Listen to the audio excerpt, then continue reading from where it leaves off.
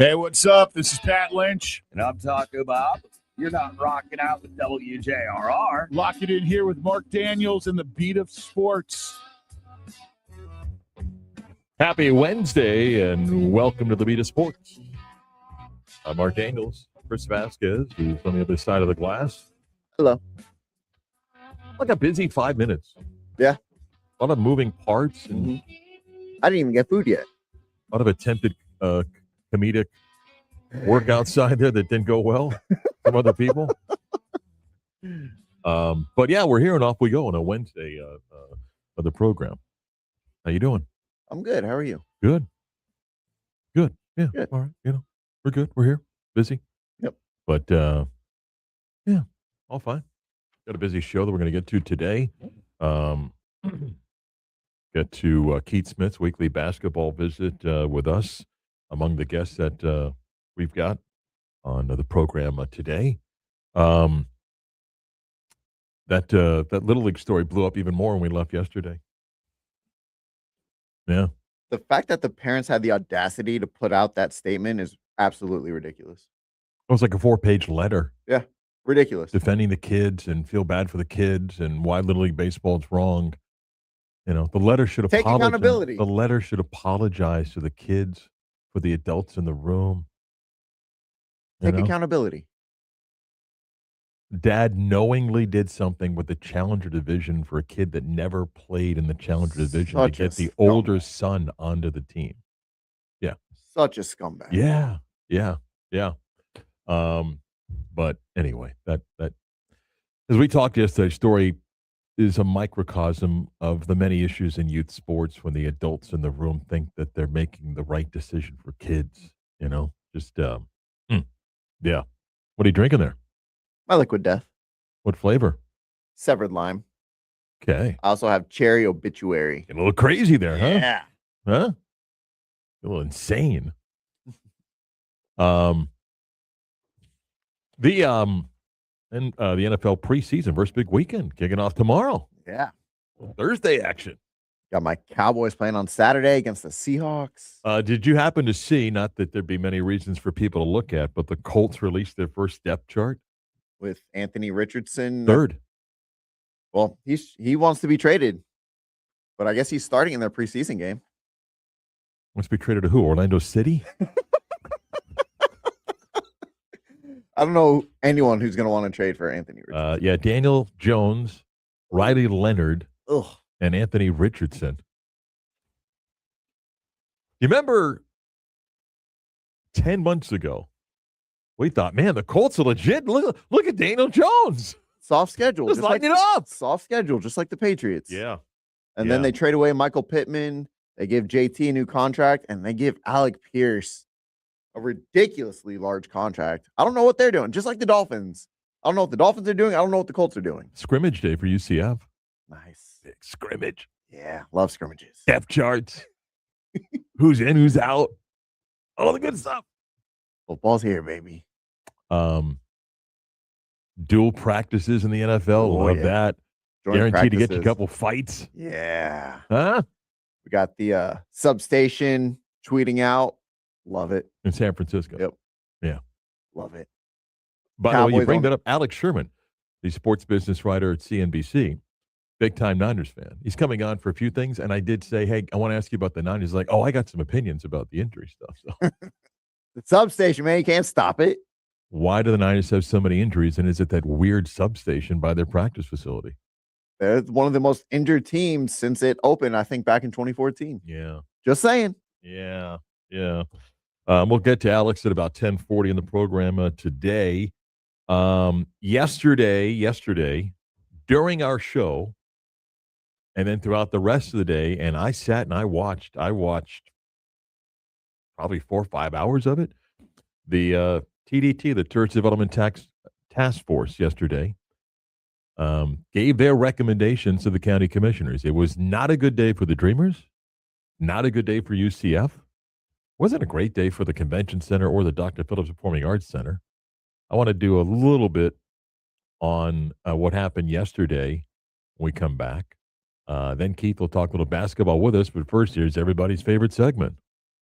It's almost like an unwritten rule that when you become a father, you become king of the bad dad jokes. What is Forrest Gump's password? One Forrest one. Are you ready to laugh? We know at least one person is. Here's CB's dad joke of the day. Oh, that's so great. I thought the joke yesterday was great. Didn't get a lot of love for it. By the though. way, my son-in-law to be Mhm. sent me a text yesterday. Okay. He said, "Does Chris really think those jokes are funny?" 100%. I defended you. 100%. I defended you. These jokes are great. I said, "Of course he does." I'm not quite sure. I think they're funny, but he believes they're funny. They're fantastic. Does he not find By the them way, he's funny? only watching them on Instagram, so Oh, it works. all right. Well, I need people to Follow the show on Instagram. reaction more. Mark, what do you call a mouse that swears? I don't know, Chris. What do you call a mouse that swears? A cursor. A mouse, a cursor.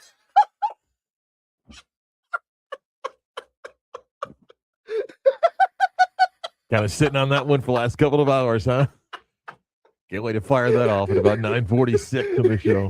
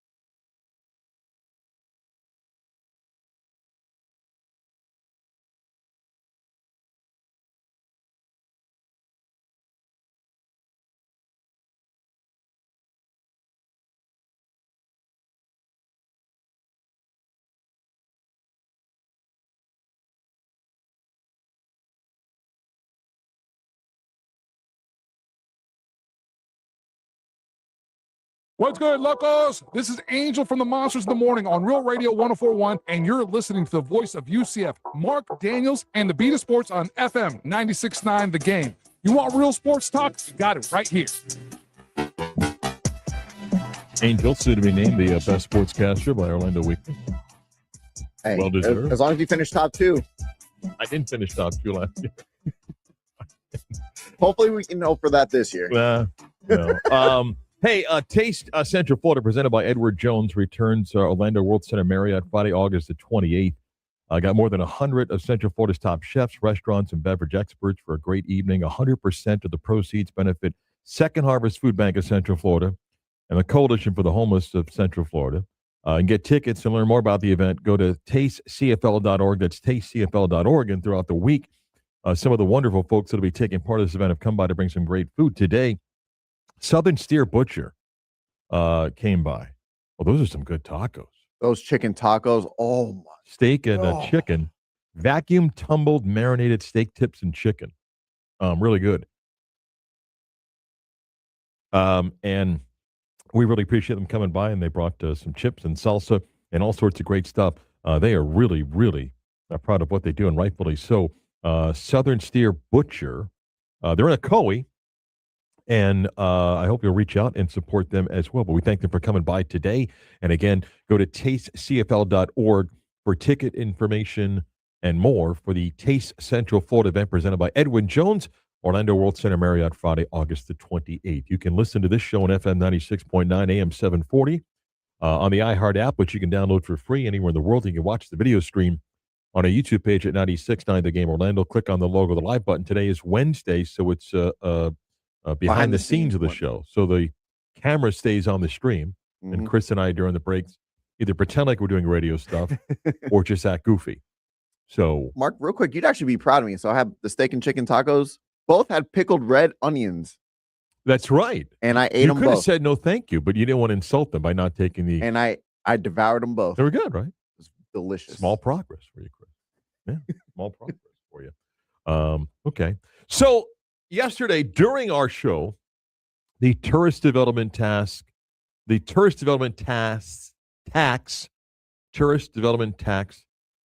Task Force met yesterday. And again, that group represents a lot of different municipalities, associations, and even residents across Central Florida that are asked to decide or make recommendations to the Orange County Commissioners about how to spend tourist development tax dollars, money that's made as people come to Central Florida, put heads in beds, and there's a tax on that, and that money grows over the course of a year. And by state law, that money is to go towards things that will grow tourism, get more people to come to Central Florida, book hotel night stays, take advantage of everything that we have to offer here. The state law says it's the only use for that money. It cannot be used for infrastructure. It cannot help build more roads. It cannot fix sewage systems. It cannot build more schools. It cannot pay firefighters, policemen, anything like that. In order for that to happen, the state law must change. To repeat, I've said for a decade now that I'm all for changing the law. Well, I'd like to see some of that money go towards tourism because it is the backbone of the economy of Central Florida. I would like to see it goes towards some things for infrastructure because every day hundreds of people move to Central Florida and our roads get busier. Our needs for the community get bigger, and those dollars would help. But that's not the state law. So yesterday was the day that the task force was going to once again review the projects of all the people that have come forward to ask for money of a pot that is big. And after limiting some projects, it was time to go around again, and you were going to vote. Either A, I'm strongly in favor of this, I'm in favor, I'm not really in favor, I don't like it, I cannot recommend this. And then they compile that list and based on your vote, determine, say, these projects got the most support, and there's a middle pack that they got a little bit of support, and then at the bottom, don't really think so. But then after that, they go back again, and a lot of question and answers. The process for this happened really quickly.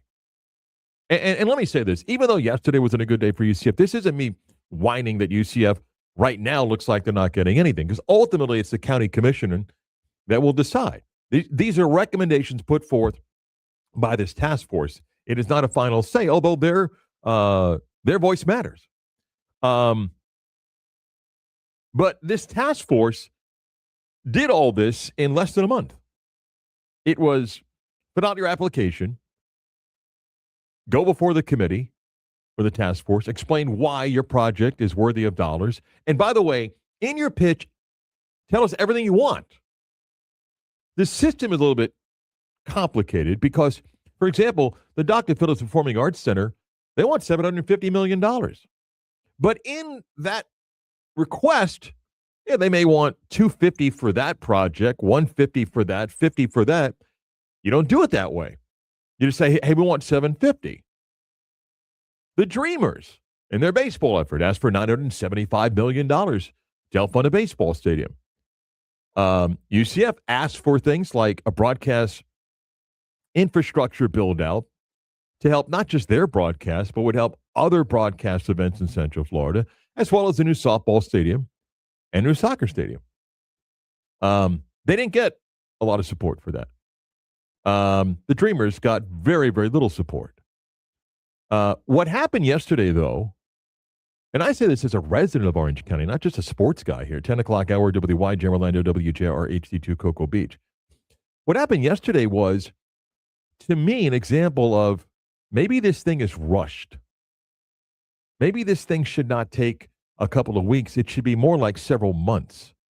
Maybe this is something also where the individuals on this task force, and some very qualified people that are experts in their industry, others that have served their communities in an elected role, others that own businesses in the area, as well as regular citizens like you and I. But yesterday, I thought the agenda just went off the rails. Not all the time, but it's as if those in the task force forgot you can't take this money to use it towards other things. Making a recommendation to the county commissioners is nice, but they don't have that say.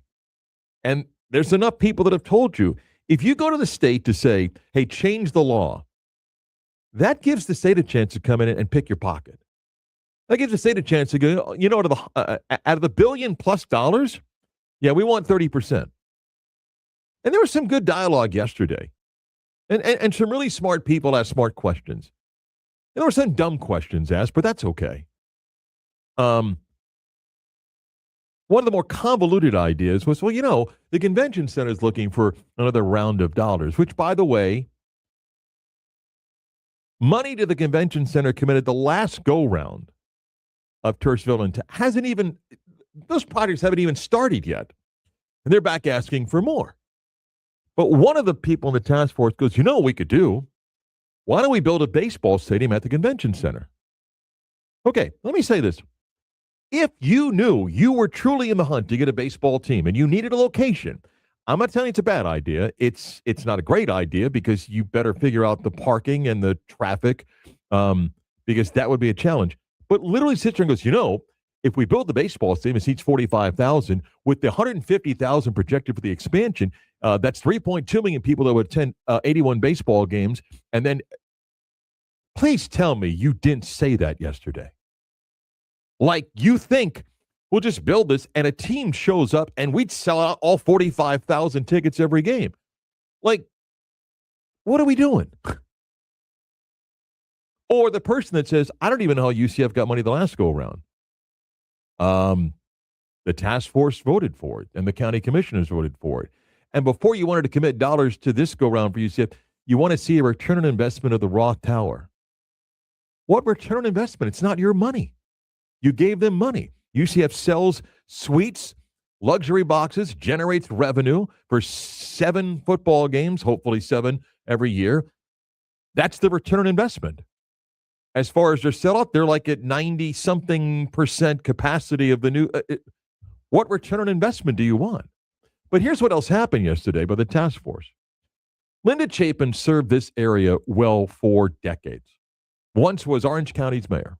And her record as a political figure probably is one of the best in the area when it comes to government, regardless of where you sit politically. Yesterday was about legacy, I thought, for her.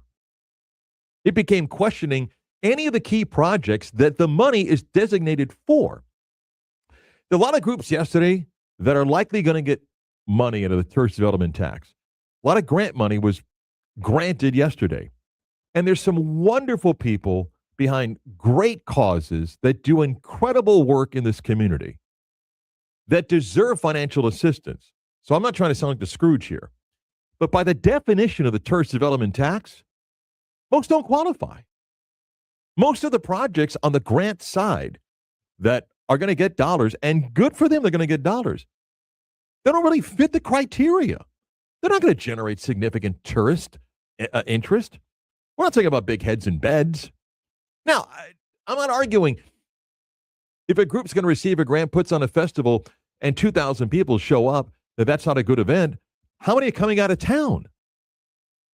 I mean, is a person from Fort Myers driving up for a festival in Orlando on a particular weekend? And they gave a lot of those grants out yesterday for a lot of projects that won't generate out-of-town visitors. Florida Citrus Sports got a thumbs up on a $54 million parking lot, which some people couldn't understand. What do you need a parking lot for? To park? Have you been to an event down there? Have you understood what the challenge is? That's why. Which, here's something else that came up in the argument about the $54 million for the parking lot. Well, why are we giving them money? Why do we pay the Jaguars $10 million to come play here when they don't have a stadium? That's not even on the agenda. It's not on the agenda. They didn't ask you for $10 million to go bid for the Jaguars. They did that before with money already allocated. But that was some of the crap that people brought up yesterday that had nothing to do with the items on the agenda. And that's where the meeting went off the rails yesterday, where it became the pivot of, well, we got to really get this money towards infrastructure. Again, I don't argue that, but that's not what you were assigned to do. That's not what you were assigned to do. So the Dreamers, in all due respect, I don't know where they go because there seems to be no support out of that group. And I don't see the county commissioners saying, well, I appreciate your recommendations, but we're going to pivot and we're going to do this. So I don't know what's changed today for the Dreamers other than their plan to pursue a baseball team. And then I guess hope that if they're successful in gaining progress towards getting a team to go back to the county and city and say, hey, we're back again. And somebody then can figure it out. For UCF, it wasn't a great day for them yesterday either. They can try to persuade the county commissioners to go back and review their project. Maybe they tweak it. Maybe they take out something and say, hey, how about money for this? I don't know. And maybe they get nothing. Ultimately, the county commission will decide if anybody gets dollars. They can punt on this as well and say, you know what, we're going to hold off again an election coming up. And again, I don't want to sound like the Scrooge for a lot of the people that are going to get grants out of this, because there are people, and I know some people, do great work in the community and a lot of wonderful events that don't get support. But some of these don't fit the criteria for what the tourist development tax was supposed to be for. And even some of the sports stuff and that task force changes. And I think 3 years ago, there were more people supportive of the sports projects between what Florida Citrus Sports got, even the Kia Center, and what UCF got, and the sports dollars committed to groups like the Greater Atlanta Sports Commission. This group didn't seem to have enough support on the sports side. And by the way, they did good stuff on pushback at the convention center about, hey, we're spending a ton of money here. Do we need to keep on doing this? And while I still think the convention center is going to get money, they're not going to get anywhere near the ask they were requesting. And the same deal for Dr. Phillips Performing Arts Center. They're not going to get $750 million. They'll get money. And of all the groups involved, no one raises more private dollars than they do. One of the other individuals yesterday, and it's fine to have an opinion, said, why would we give UCF money? They have the largest enrollment in the country. Just ask your donors for it. Thanks for having a clue to what's going on that side. But that's why you've got, yesterday there were 26 people that ended up being part of the vote. And now it's up to the county commission to decide what they want to do. But some people, I thought yesterday, made it about legacy. Some people made it about, hey, I'm anti-sports, which is fine. So let's give more money to these groups that need it. That's not what the tourist development tax dollars were designated for. And by the way, some people can spin it by saying, well, we do this event, 500 people show up, and you determine, hey, that's tourism. That's great. When you know that's not the case. So, politics at its best. Let's get to the real stuff that matters. The NBA opening day schedule with Keith Smith next.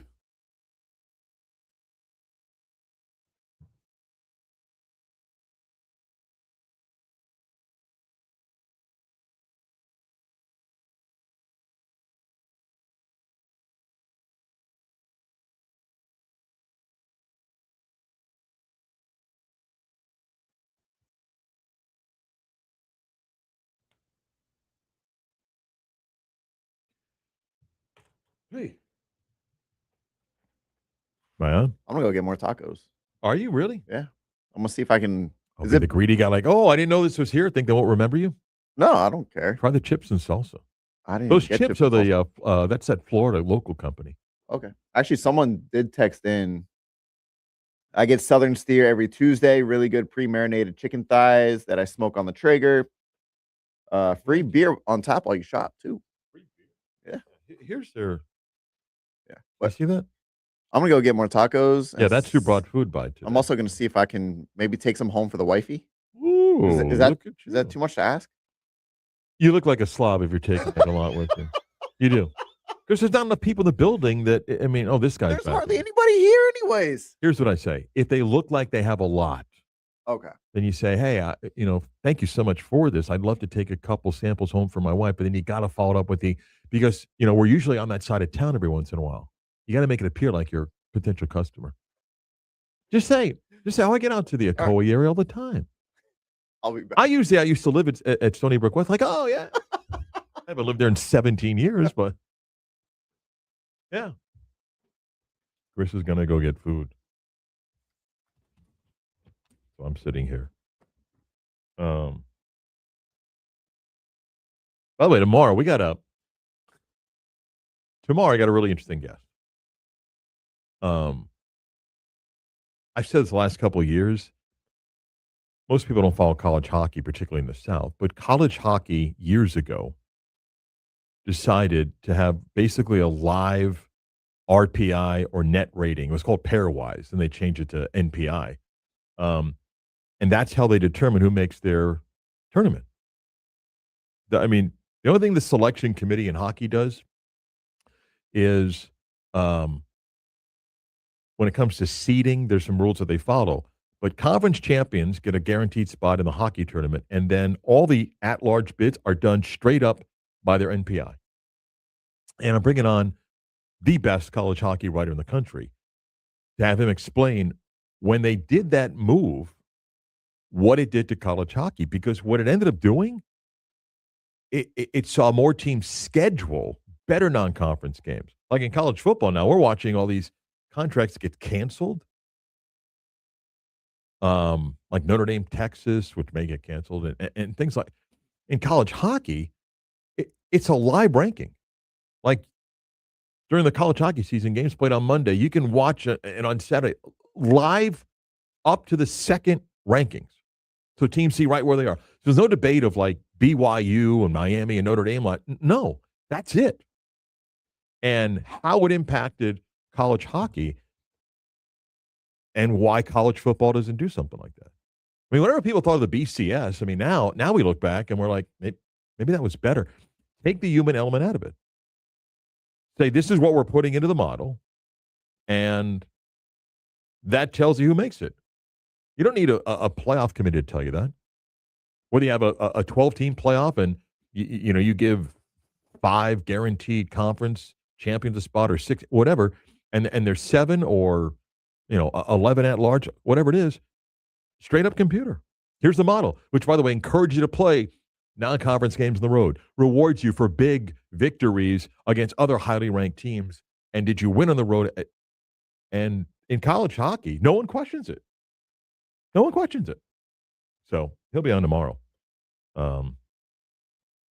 Again, in college football, we live in this antiquated world of a preseason poll or FPI that's grading teams' power rankings when no one's played a game, and half the or the entire country, half the rosters changed because of the transfer portal.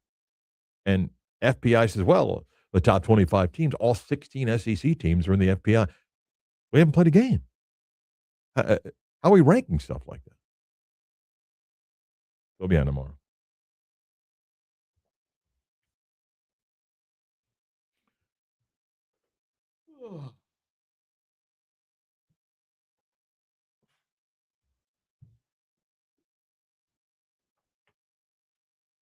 It's the real look down to read a text.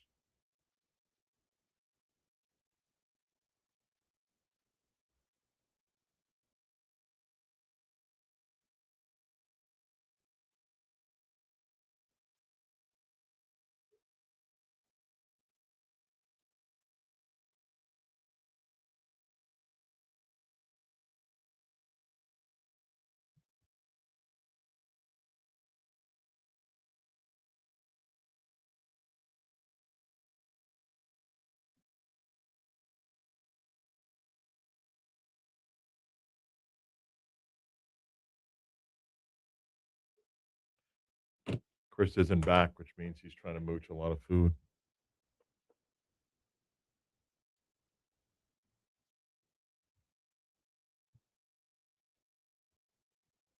He's waving to Scott Harris. Oh my God. You got to be kidding me. You've got to be kidding me. Told you it was going to happen. What'd you bring? No, hold that up, you pig. Can you hold on? Let me get set. I still got to call Keith Smith here. No. Hold up the rest of what you stole. I did not steal. I told you, to-go's for the wifey. And what did they give you? It's the tacos. How Just many? not put together. 2. No. It's like 3. 10 in there. 3. Yeah. I did not ask. I just said, can I take some home to my wife? But She he- said yes. My name's Chris. I don't have any food at home. Could you possibly send something home?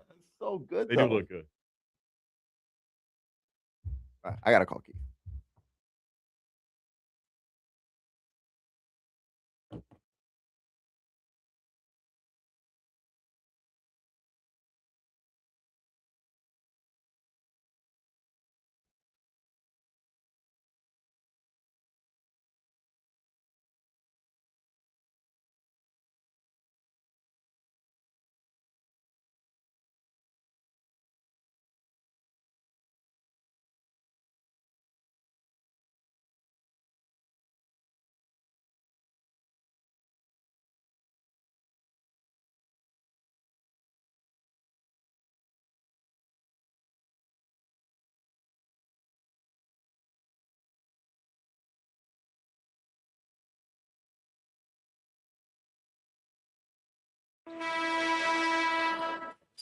Time to talk basketball with Keith Smith.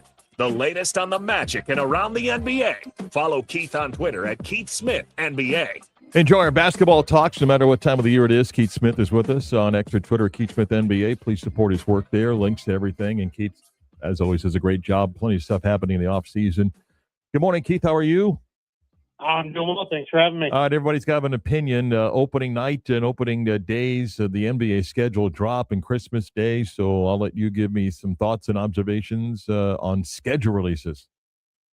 Yeah, it gets me excited for the season. It also disappoints me because it's still so far away. But it is fun to start really thinking about what these matchups might look like. I think both the opening week and Christmas Day schedules are pretty good. I think there's intriguing matchups throughout, so that should be a lot of fun. And then I'm interested to see how it goes with them starting this kind of opening day idea with a game at 3:00 between the Celtics and the Pistons. We'll see. I know the Celtics have a massive following over in Europe, so that should help them grab part of that as well. So we'll see how that kind of goes. But it's one thing you can say about the NBA is they're always open to trying new things and trying different stuff. I love the 3:00 start. I mean, baseball does it, and it's tradition of afternoon games. And the more I thought about it, you know what? Why not? And I think Boston's a great place to do it. Great fan base there. And as you said, you got an international audience. I like the 3:00 game. I like it. Yeah, I do too. Now, for me, I'm going to be home watching anyway. So it's, this is my job. So it's not a problem for me. And I know some people are like, all right, well, I'm going to have to plan to leave work early or take the day off or whatever. But hey, if that's the way you're taking the day off, that's when I used to have a different full-time job, taking days off to watch basketball was never a bad thing. Just one other schedule question. I know the NBA's worked with the Players Association to limit the back-to-backs to 3 and 4 nights. We've stretched the season, I think, a few more days. Is there any other suggestion people have that, to help the players and do we stretch the season longer? I haven't heard much of that, but I was curious if you have. Yeah, there's always a little bit more discussion about it. The NBA season is 174 days long in the regular season, so that you got to fit 82 games in there. So you're basically playing almost every other day. But then when you factor in there's a week off for the All-Star break and whatnot, you're going to have some of those back-to-backs that have to go in place there. So yeah, I think it's going to be really interesting to see how the league approaches this as they continue to try to break things down a little bit more. So I think what they're looking to potentially do is there's always discussion on, do we really need a month long of training camp and preseason? Can we eat into that? They don't want to go any later into the year because they've already discovered, hey, in the summertime, people just aren't really looking for basketball like that. And they've got a good thing going with the way the draft, free agency, and summer league lines up. And quite frankly, players don't want to give up any more of that. So I wouldn't be surprised if sometime within the next decade we see the season start a little earlier in October. And that's the way it goes. I think they've kind of realized the ship that sailed with overlapping with the NFL. It is what it is. And I think if they think it'll create a better product, then maybe they start a little bit earlier. One of the pieces Keith has up in Spot Rack takes a look at the extensions out there, the rookie scale extensions. We talked at the end of the last season and a little bit in the summer about Anthony Black. We're now headed towards mid-August. You mentioned in your piece the deadline is not till October, but if you had to guess, thoughts on where the Magic still might stand with Anthony Black? Yeah, I think we're leaning more towards now, unless there's some unexpected move that happens. We're probably going to see this one play out. The year plays out, and they'll take it to restricted free agency and see what it looks like. And I think that's, in some respects, by design for the Magic, unless Anthony Black gives them a really team-friendly extension. I just can't see how they're going to make it work. This is a team that already has so much money committed, essentially 4 players that are making almost $40 million or more than $30 million, definitely. So that is a tough spot to be in when they have not achieved the levels of success that I think they had hoped to. It's not, it's not a hopeless situation and everything is terrible, because I think they believe with Sean Sweeney installed, and if they can have a season where they don't have weird injuries that Franz Wagner and Paolo Banchero picked up over the last couple of years, that they'll be a much better team. But I think that's going to lead to, let's see, another year of development out of Anthony Black, and they can always take care of it in restricted free agency, knowing if this team doesn't go where they're expected to go, we're probably going to see other changes as well within kind of that core grouping of Banchero, Wagner, Bain, Wendell Carter Jr., and Jalen Suggs. I think of all the guys that I'm curious about how Sean Sweeney uses, Black might be the most interesting. People wonder about how he'll use Franz and Paolo. Look, he's got to figure it out because they both will be on the floor. But I'd be curious about how he sees Anthony Black and the different lineups that he may put out there, because I think Black gives you some options on how you utilize maybe 3 of your positions. Yeah, completely agree, because he's got enough size that he can play at the 3. You can even play Desmond Bane up if you need to go with kind of 3 guard lineups, because Bane has enough bulk to guard almost any 3 in the league, and Suggs is a good enough defender to defend a lot of different guys. I think that's one of the things that I think we're going to see Sean Sweeney lean into a little bit more. I think the Magic got a little stuck under Jamal Mosley. One of my consistent criticisms was there just wasn't a lot of creativity in the lineups or in the way they do things. I think you're going to see Sean Sweeney lead into this team's versatility even more. And Paolo Banchero is a guy, when he came into the league, there was a lot of talk about this guy could play some small ball 5, and we've barely seen any of that with the Magic. And I think that's a way to kind of, if you view it as, hey, in some games, the best way to get Anthony Black on the floor is to go kind of small and maybe turbocharge things a little bit, play really fast. I think that could be a thing we see. I want to ask you about a player, and as you know, we've talked about the Magic needing some shooting, and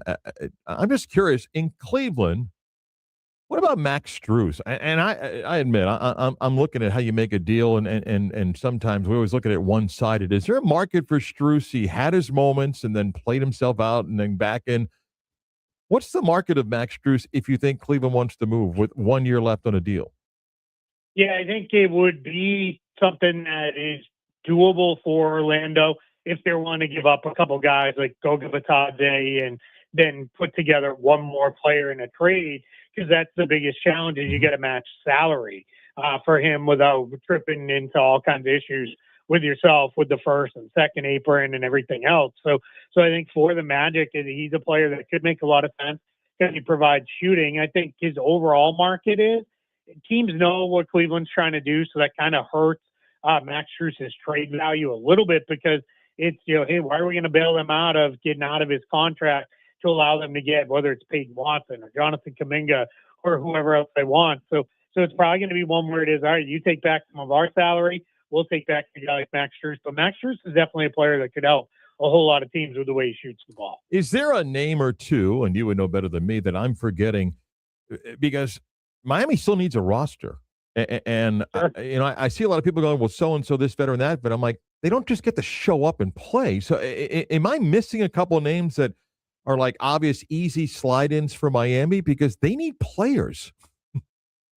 No, you're absolutely right. And I mean, in the challenge is anytime you're this late in the game in free agency, the free agent market doesn't look great. Now, if you're the Heat, what you're kind of looking at is we'll take the restricted guys out of the mix because they're not going to be anybody who goes. But you're looking at, I want one more ball handler. Well, Gabe Vincent, who had a lot of good years for the Heat, is available. I really like Brandon Williams. I think he's a helpful player that a lot of teams that need a point guard could use.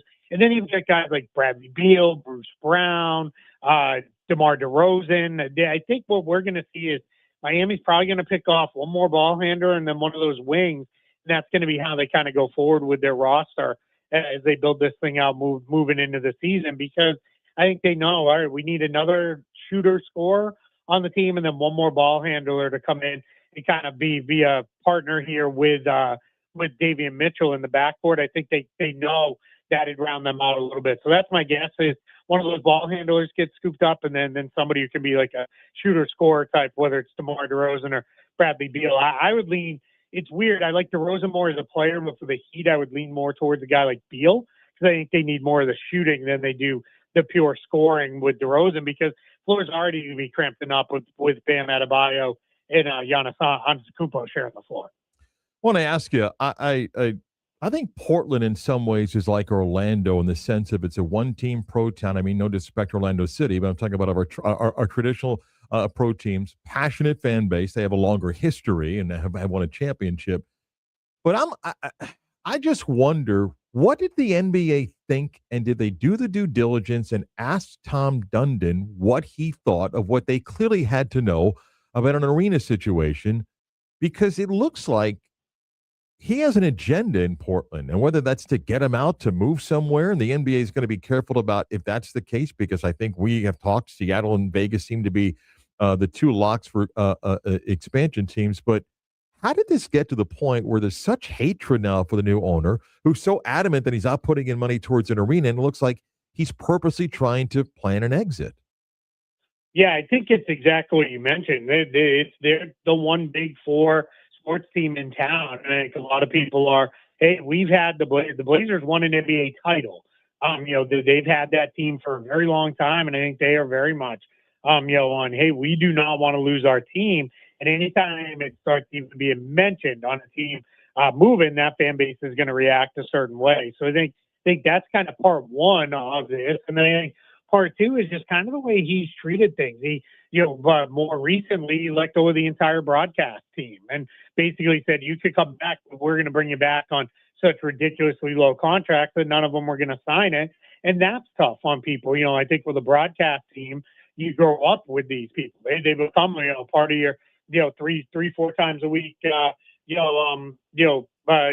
ritual of watching the games, and that's it. So I think, to your question on the NBA, I do think the NBA is probably a little bit now at least wondering, like, whoa, hold on. Like, if all this was going on, these were all your plans, like, you didn't mention any of this.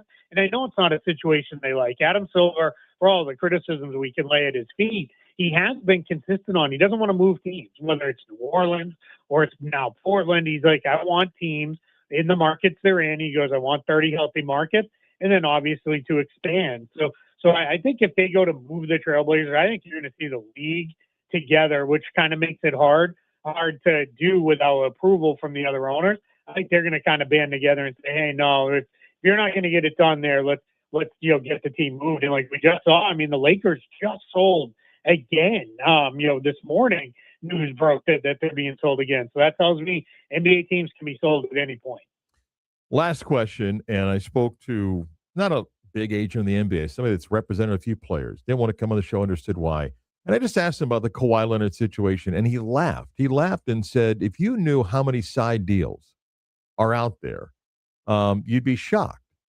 I know there's like another layer to this that Pablo Torre uncovers with Kawhi Leonard and Daktronics and so forth. But Keith, do you think that it's common in the NBA, maybe not to the level of what Kawhi, but that there's a bunch of side deals and the NBA knows it, owners know it, and I do it, so I won't tell on you?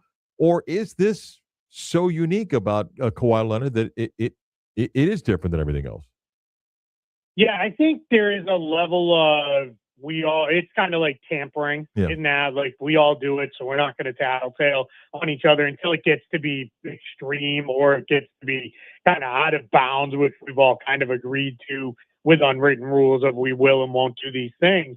But I think with Kawhi, the situation is, hey, there was no other way to give him more money, and you did this, you kept it off the books. One thing owners are going to say is, you would have paid more in taxes had you extended him to his full amount on this current contract he's finishing. And, we didn't all kind of benefit in that. So that's one problem there.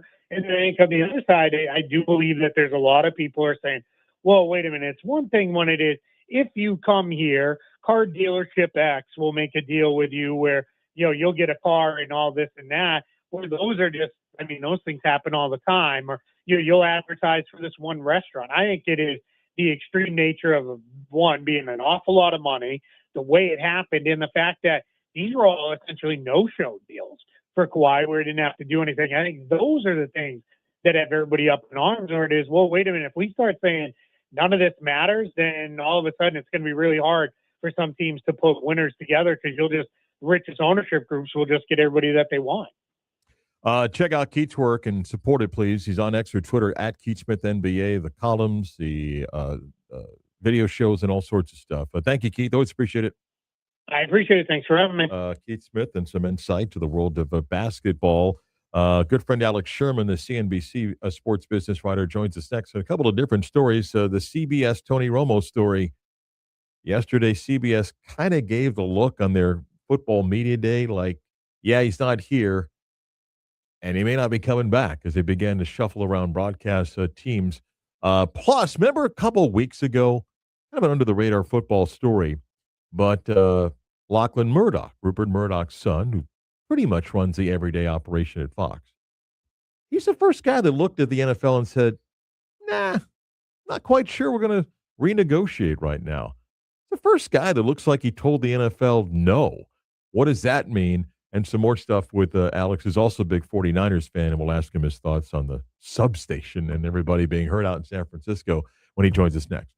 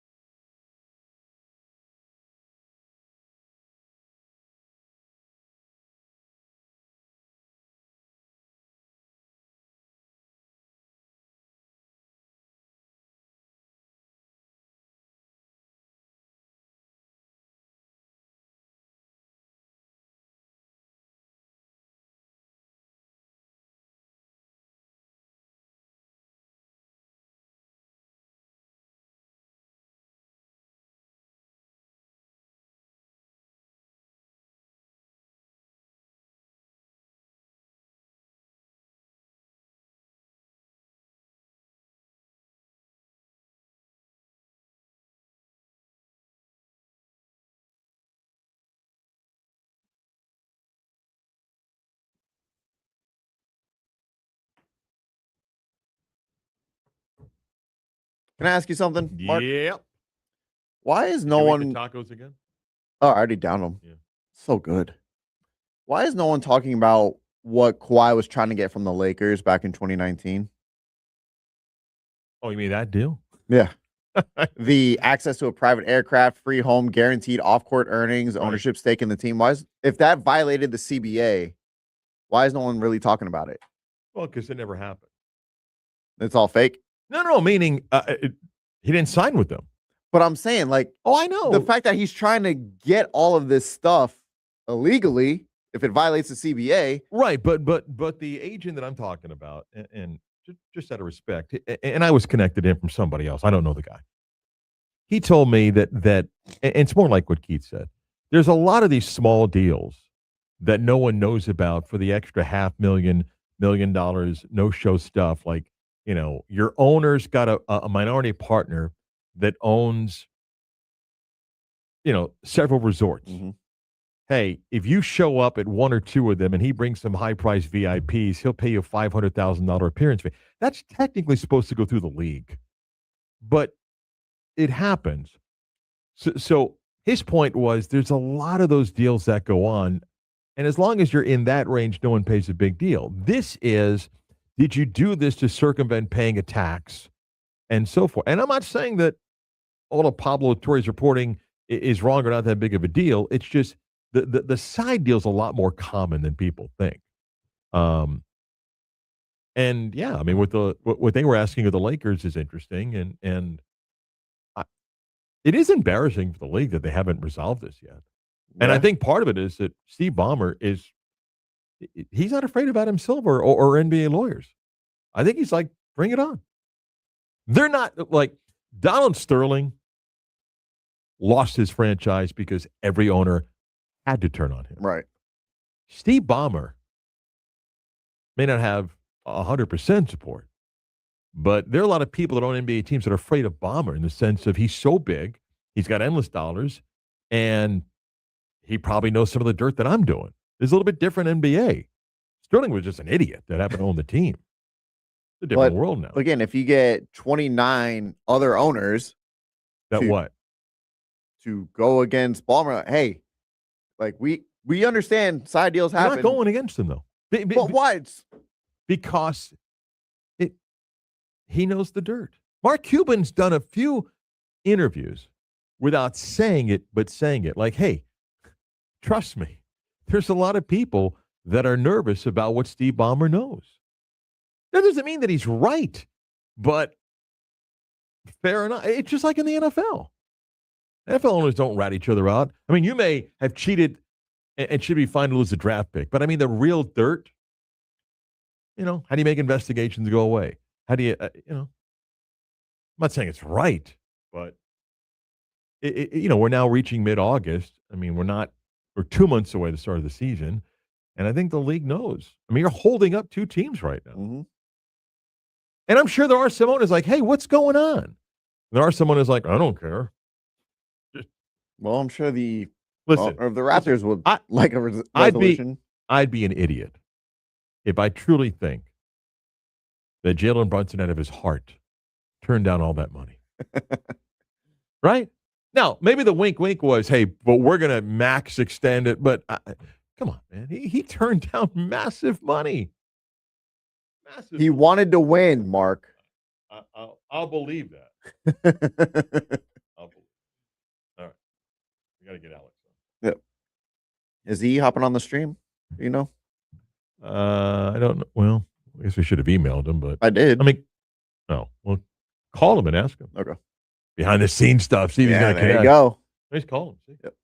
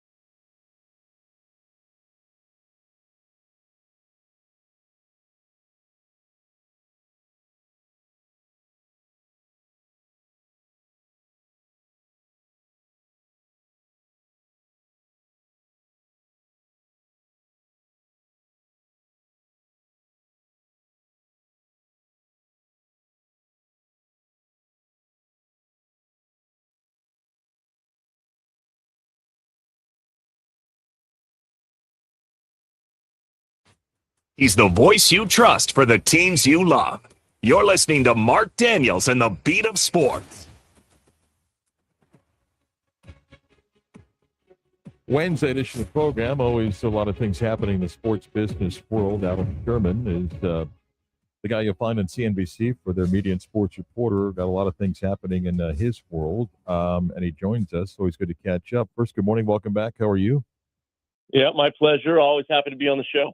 Let's start here. The Lakers are sold again this morning in a $12 billion deal with some interesting names. Yeah, this was a big surprise. Mark Walter has owned the team for less than a year, and he's now flipping his stake. He bought the team for a valuation of $10 billion. That deal closed in October. So now one season has gone by, and he's already selling this time to Joshua Kushner and Bob Iger. That's Bob Iger, the former Disney CEO, and Joshua Kushner, the CEO of private equity firm Thrive Capital, also the brother of Jared Kushner, who, of course, is married to Donald Trump's daughter. So two very big names for a new price tag of $12 billion. So a pretty good return in 1 year for Mark Walter. But now the question is, why exactly is Mark Walter selling the team? There is currently a federal investigation into several of his insurance companies. And also there's been recent reporting about Mark Walter's health and his mental acuity. So I'm sure both of those things will come into focus a little bit more as the days go by here and more reporting is done. We will see if anything like that is linked to this sale. But it is definitely surprising. I mean, I'm not exactly sure if this is the shortest NBA majority ownership of all time, but it's got to be up there if it isn't the absolute shortest. Alex, clearly as he ran Disney, Iger was involved on the athletic side, the world of sports. But had there been any whispers about Bob Iger getting into sports ownership? Yes, he definitely was one of the investment groups that was looking at a potential Las Vegas NBA team. So he has shifted his focus, obviously, from the Vegas expansion team, where by the way, there's a number of bidders for that team, to the Lakers, which of course is his hometown team. So he gets to stay in the LA area. He has been to a number of Lakers games over the years. I'm sure this was his preference all along, had he known that it was even an option. Also, his wife, Willow Bay, and Iger own Angel City, the women's soccer team. So he has dabbled in sports ownership in the past, but nothing to this scale. Let me stick with the sports ownership deal, because one of the topics I said I want to ask you about. We've seen this shift. The days of the guy that owned 10 car dealerships in a state that bought the team and lived in the area are long gone. There's a private equity side to this. What have you seen in this transition about private equity dollars? Because the price is getting such that it's hard to find individuals that have 10, 12, $15 billion in net worth. What do you see in the sports ownership shift, and what are the pluses and minuses of more PE money getting involved? So each league has their own rules around private equity. None of the four major U.S. sports leagues allow a private equity firm to own a majority stake in a team. So we will have to see exactly how this deal is structured. So even though Joshua Kushner runs Thrive Capital can put, up to, 20%-ish, 25% of the money for this ownership, but they're capped at that point. And then the rest needs to be individual ownership, or potentially there could be other wealthy individuals that kick in, a certain amount of money, but there will be a sole individual owner. It's likely, I would think, to be Joshua Kushner. We're still in the process of confirming that at this stage. But the overall picture, I think, is that these PE firms get in for the investment, but they don't actually have any voting control or real operational control, for that matter, over any of these teams. So there's definitely, kind of a whisper campaign, a bugaboo that private equity is coming into all of these sports and they're sort of ruining it. They're stripping the value of these teams for dollars. And there may be some truth to that. Obviously, even if it's just a minority stake, the private equity firms want a return. That's why they're in this business. So they're going to be looking at the numbers, but they still don't have any full operational control over every team. So they'd have to convince the actual majority owner to have them run the team in a private equity way. That may be happening in certain cases, but it also may not be happening in other cases. Interesting day yesterday for CBS and the media rollout in advance of football season. The elephant in the room was about Tony Romo. It was addressed by their leadership to start. They have announced a crew adjustment. What's your thoughts on the Romo future at CBS? There'd been talk that they weren't happy with his work the last couple of years, and maybe this is the out for them of a big contract. What do you think the future is if there is one for Romo at CBS? Yeah, I think Tony Romo has a close relationship with the leadership at CBS. So if they do move on, I actually think it will be quite a difficult decision from a personal standpoint. Yeah, there's been a lot of reporting around his lackluster announcing performance. He's unprepared. People are tired of his act, etc. I have not heard that directly from any of the leadership at CBS. But, what they are concerned about is their brand and their image.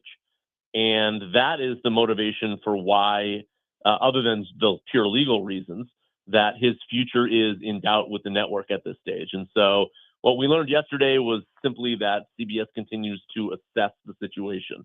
I don't really know what that means. I don't know if that means he's going to be out for the year and he'll come back next year, or if he comes back midway through this year. That seems sort of unlikely. Or if they decide to move on. But all of those options are clearly on the table. Let me pivot to something that almost is Succession-like the show, but in real life. And Lachlan Murdoch is the voice now for Fox. And is he the first guy to look at the National Football League and say, no, I don't want to reopen our media deal, and maybe there's a price that I'm not willing to go above? It's interesting, kind of an under-the-radar story that I know you followed, but most people in football didn't pay attention as camps are opening. But what do you make of what Fox has said right now to the NFL? Yeah, I have a weekly newsletter, CNBC Sport. It's free. You can sign up. Just go to cnbc.com/sport newsletter. I did. And this is a story that I'm working on, other than maybe the Lakers news today, for the newsletter. I think that maybe at first blush, I thought this was a really big story. Basically, it was Fox telling the league, we don't need to renegotiate our deal early, even if you kind of want us to pay more money right away for guaranteed more years of the NFL. And that's unusual because usually the NFL kind of gets what it wants. And this was an instance of, a broadcast network sort of pushing back and saying, we don't feel like we need to do this. But if you look at it a little bit more closely, most of these deals historically are done a year or two in advance. And in fact, the last NFL rights deal was done 30 months before the actual end of the contract. And this particular contract, because the league has an opt-out clause after the 2029-30 deal, the rights basically expire in September of 2030. So if you rewind the clock back 30 months, if you use the last deal timeline as sort of a good proxy, that would mean that Fox would sign a new deal in March of 2028. That's not that far away already. We're in August of 2026. So the idea that he came out and said, we're not going to negotiate this deal early, they probably will start negotiating for that deal, maybe even in late 2027. So they're just simply not that far away from the new deal. And the more I thought about it, kind of the less of a story I thought it was, because the fact of the matter is they're going to be at the negotiating table for a new deal. Whether they like it or not, it just kind of means they can kick the can down the road about 12 months or so. I want to ask you, and Alex Sherman's with us at CNBC Sports. You've got your show On the Record, and I happened to be scrolling through channels the other day and came across, and Chris Berman was one of your guests. And maybe I'm just an older guy, and I know that Berman was a punchline on social media a lot, but I still think a generation like me forgets the impact that Chris Berman had. The sports cable world that we live in today is much different, but Chris Berman is one of the pioneers. And as I watched, and you had a great show, and I'm not just saying that because you're on the show here, but it made me stop and appreciate Berman more. And again, maybe I'm the old guy on the porch, and like I said, I know a lot of people have made fun of him in recent years, and we all get old, but a lot of this today doesn't exist without Berman, right? 100%. I mean, look, I was a kid watching his shows, but he was the dominant voice on ESPN, certainly for football, but even beyond that, I mean, you can imagine him announcing the home run derby calls and announcing baseball games. He really was the face of ESPN throughout the late 1980s and 1990s. And his presence, I thought, was beyond kind of gravitas from doing the job for a while. Like, he was really entertaining with his nicknames and energy. And what I talked to him about in that on the record show was NFL Primetime in particular, and just how I thought how amazing that show was. Marrying his highlight narration to the music. They had amazing music for that show. And frankly, I don't really think there's a show that good anymore, and hasn't been for like 20 years. In some ways, I kind of feel like we've regressed. Like, the show, that show was, there's nothing on TV as good as that show from 25, 30 years ago. That's unusual, I think. Usually we're based on a culture of progress, and I don't think we've progressed. And that is a testament, I think, to how good Chris Berman was. I mean, he was sort of the centerpiece of that show. So yeah, I do think that there's, I have also an appreciation for Berman that maybe kind of, I think people kind of got tired of his act, and there was a video or two that came on, I think, social media in the last 10 or so years that, showed him kind of yelling at people, and maybe he got a bad reputation that way. But, from a pure broadcasting standpoint, like I think he's on the Mount Rushmore. Barry Sachs was a producer at ESPN for years, was a close friend. Barry passed away a few years ago, but he would tell the stories of, Cosell was great at just off the cuff. But Chris Berman would be handed a shot sheet that said, I got these 6 highlights of this game, and just go. That's what Berman did. I mean, that was that show, and I don't think people understand the art that is. I want to end with this. You're a big San Francisco 49er guy. Are you on what side of the conspiracy of the electrical substation and all the injuries to your beloved 49ers? Yeah, I interviewed Jed York about this a few months ago during the Super Bowl, and I asked him, and he said he's literally not even going to look into it. Like, it's already debunked in his mind. And this is the San Francisco 49ers owner, Jed York.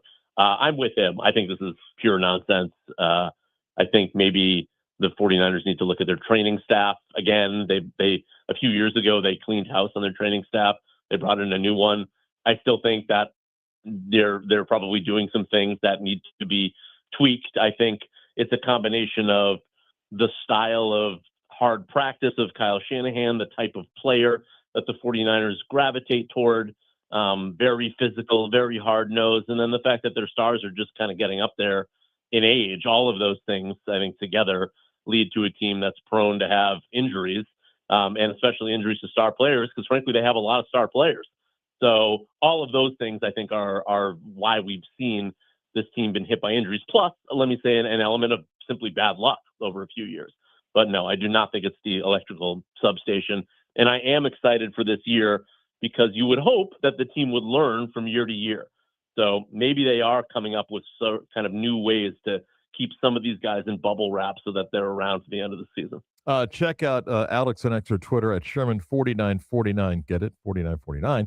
And be sure to check out on CNB Sport On the Record, which I know you're excited about the new season, and check out the newsletter as well. Thanks, Alex. Always appreciate it.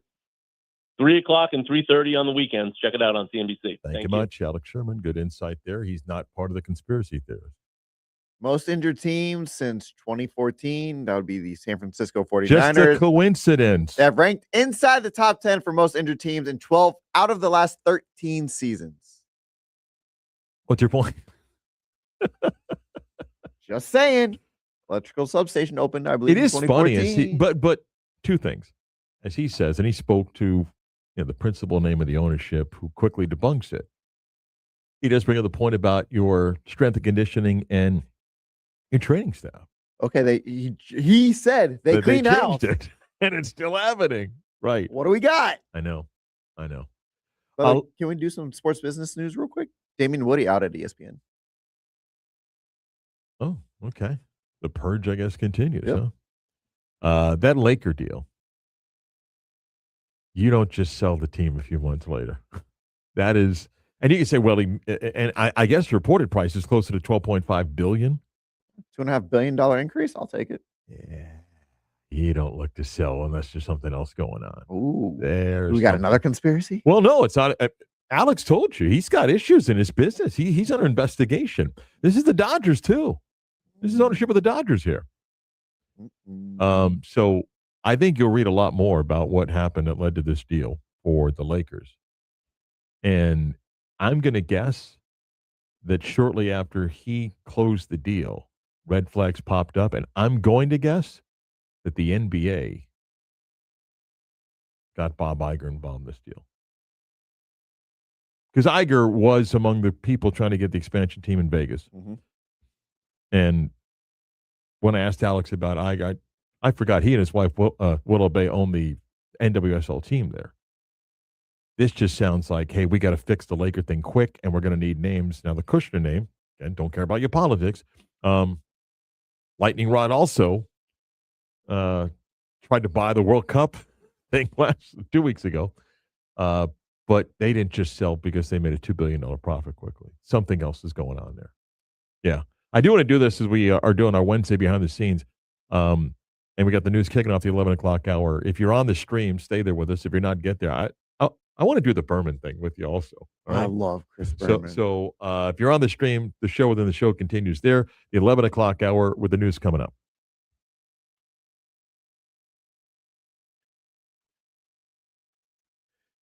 Can also give you a little bit of Florida State news. What do you got? Sebastian Janikowski getting his number retired.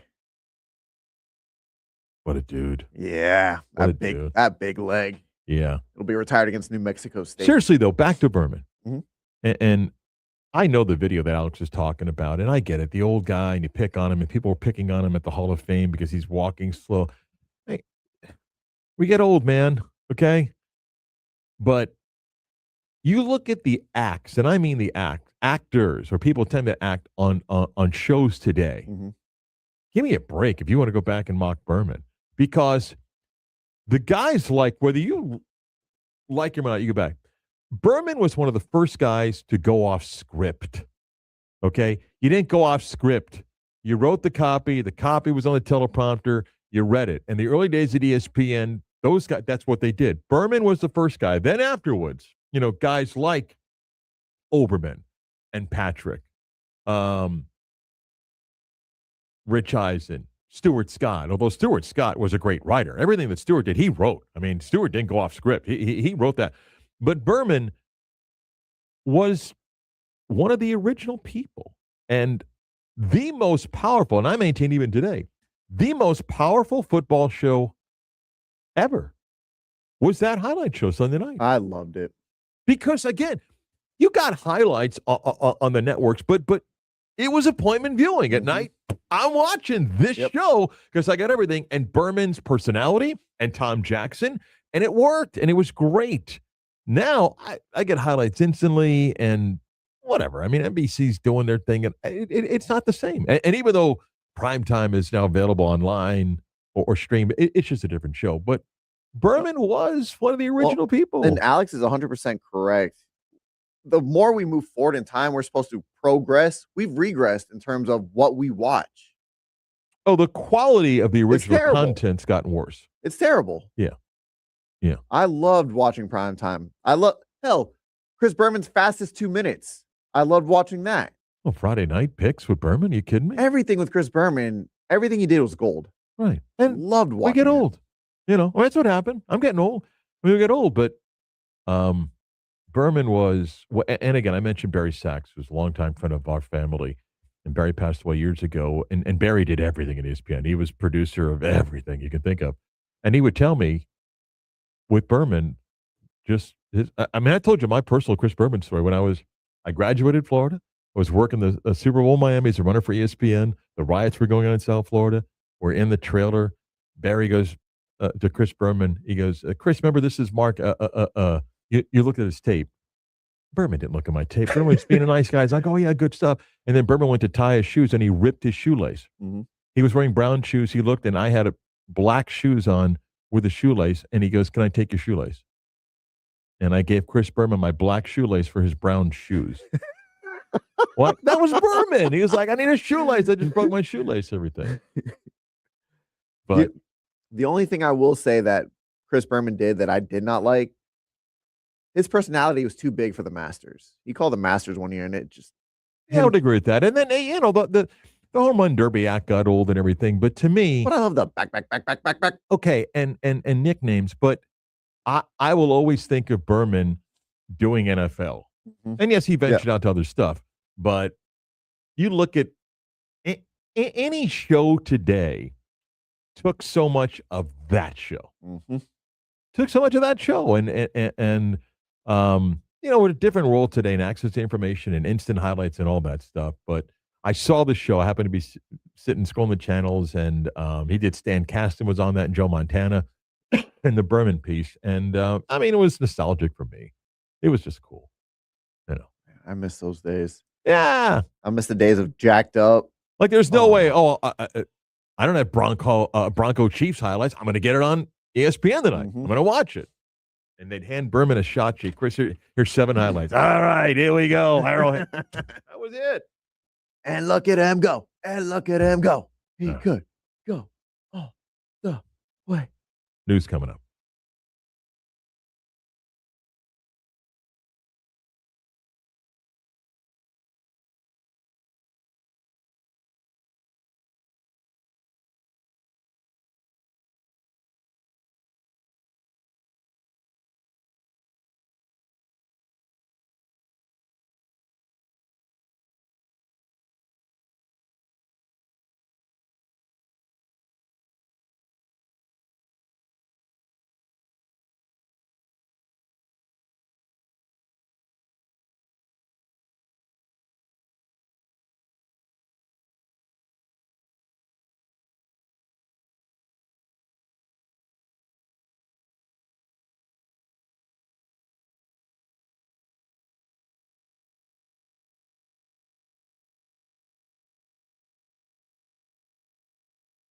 Let's really do the news. Yes.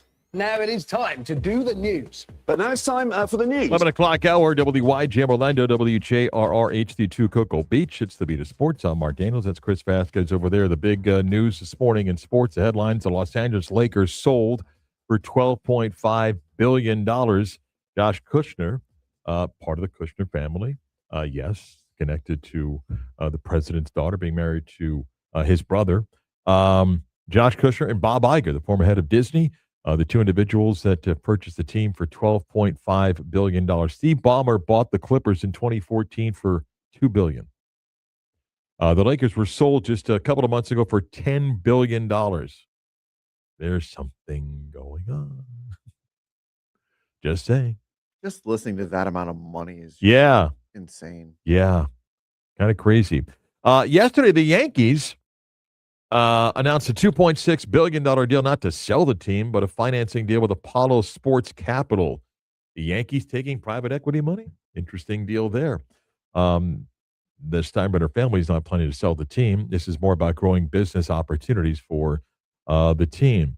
Meanwhile, Paul Skeens, lifted after 65 pitches yesterday with the Pirates, who lost the Marlins 2-0. Skeens was asked after about being pulled. He said, he would have pulled himself. The biggest question is what has happened to his velocity.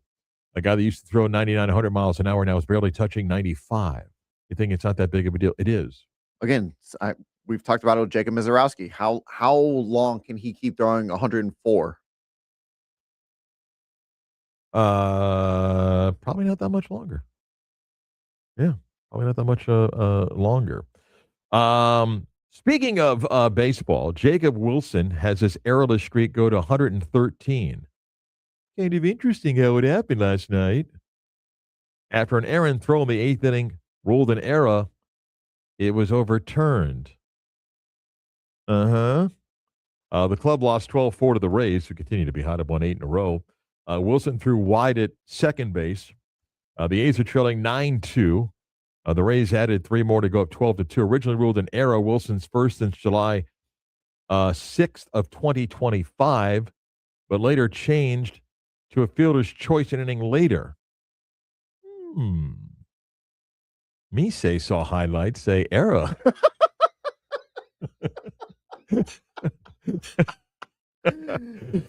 Yeah. Huh. Kind of interesting. It's an error. I don't care who wants to spin it. It's an error. But well. Not according to the official stat. Yankees beat the Mariners last night. Cal Raleigh did stand before the microphones and just say he's been terrible this year. Raleigh last year hit 247, had 60 home runs and 125 RBIs. This year he's hitting 159. He's got 12 home runs. He's a shell of himself. He's on pace for 17 home runs this year. If you're into things like his WAR, last year was 7.2, which is phenomenal. This year, negative 0.4. Hey. Yikes. Not good. Not good. Nope. We talked about it earlier yesterday. The Church Development Task Force, among its recommendations to Orange County commissioners about how to spend the TDT money. Not a good day for the Orlando Dreamers. They were not among the recommendations to the county commissioners, nor UCF. They did give a thumbs up on a $54 million parking garage for Florida Citrus Sports, long overdue. If you save that much money, that's what parking garages cost. That happened to UCF when they were putting up parking garages. Like, how come these cost millions of dollars? What do you want, sand? Like, what do you think these things cost? Also not a great day for the convention center or the Dr. Phillips Performing Arts project. They'll get some money, but they were told not likely to get that much. Ultimately, Orange County Commissioners will make the decision at an upcoming meeting. U.S. Amateur Golf Championship gets underway, the 126th version. 312 golfers get whittled down to 64, and then ultimately to play for the amateur championship. Let's see. Final Jeopardy question. It's a 2-minute penalty in the NHL, 15 yards in the NFL, and no penalty in Major League Baseball if you're Doc Ellis pitching a no-hitter in 1970. I guess roughing. Or unnecessary roughness? Tripping. Doc Ellis was on LSD when he threw a no-hitter, so they're saying he was tripping. I like that. Wow. Wow. I didn't know that until I just scrolled to see the answer. Wow. And if you missed it, the high school football player in Arkansas felt something weird in his helmet, took his helmet off, gave it to an assistant coach to look inside behind the cushion, and found a 2-foot snake. Your thoughts? Do we know if it was poisonous? The cottonmouth. Is a cottonmouth That's poisonous. Is it? I believe so. There's like people driving going, you don't know if a cottonmouth snake is poisonous? Yes, they are venomous. I don't know if a 2-footer would be enough to do a lot of damage. Well, how old was the kid? Well, he's a high school player, so it's Okay, 15 to 17, 15, 18 years old. Okay. That's still pretty dangerous. Wow. 2 foot long, too. I mean, a helmet's not that big for. No. So it's got to be coiled up. How did it get in the? I'm telling you, Friday, I'm going to ask Mike O'Donnell to tell the story again about playing pickup basketball with former UCF and NFL running back Kevin Smith, who came to the game, had something wrapped around his head, and it was a snake, his pet snake. Did he know it was there? He put it there to play with it. That's why I said, if they go, Mark, why don't you pick up Kevin? Like, hey, how about zone? Let's not man up right now. Let's not, conserve our energy here. Let's go zone. Did you ever do that? Years ago when I used to play pickup basketball, like be out there, there's like a guy, me at my height, you get some guy 6'5", but zone. Gonna spread out a little bit, No? All right. Really? A little bit of zone here would be fine. Yeah. A snake. Wow. Did you ever clean out like a garage and something back there? Yeah, I get snakes in my backyard from time to time. Yeah. Little black racers. Yeah. We have the family of raccoons that live in the oak tree. We call them the Brooklyn Brunch. They just come down like a bunch of tough guys, like, yo, where's the food? They probably The take care. cats didn't leave enough food behind. They take care of the snakes, probably, don't they?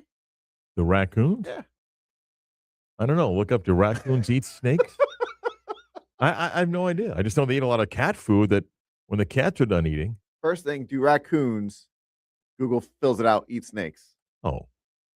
So it must be a common question. Yes, they do. Huh. They'll consume small, How do they know what non-venomous snakes are?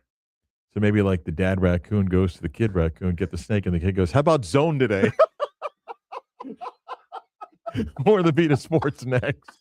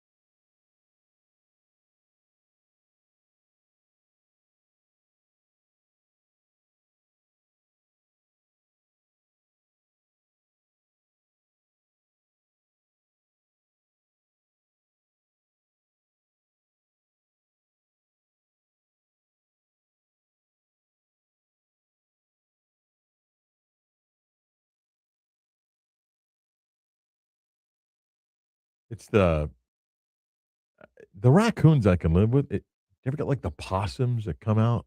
Oh man, No, I don't think I have you possums don't? around me. Yeah, we get them once in a while. You have the coyotes in your neighborhood? No. We had that for a while at our place. I'll be right back. Oh man, I got the big oil change coming up today. When the guy's going to try to talk me into something, like my car's going to blow up if I don't get something. It's a good chance the minute you drive off the lot.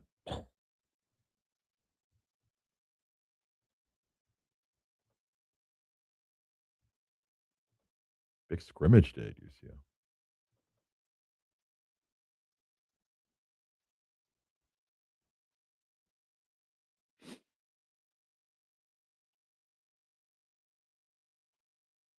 People got to stop changing jersey numbers. You learn a guy's jersey for like 3 years and he changes his number.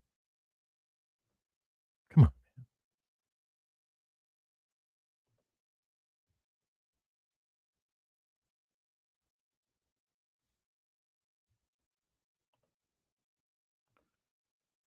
Blue moon.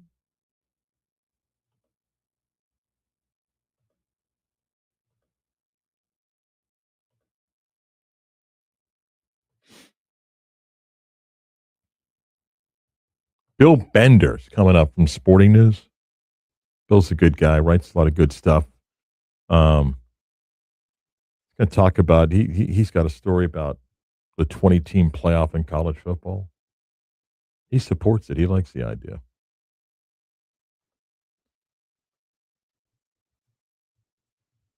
No one really knows where we're at in college football playoff world.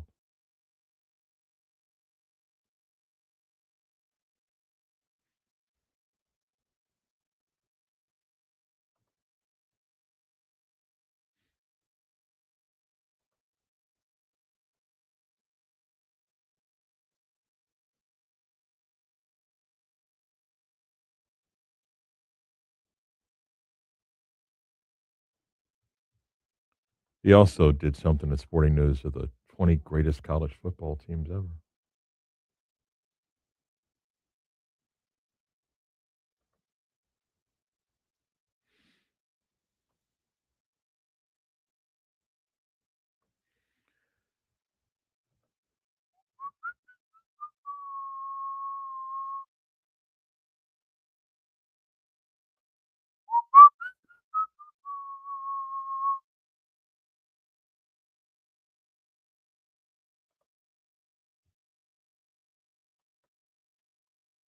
So you said big oil change. I caught the end of Big what?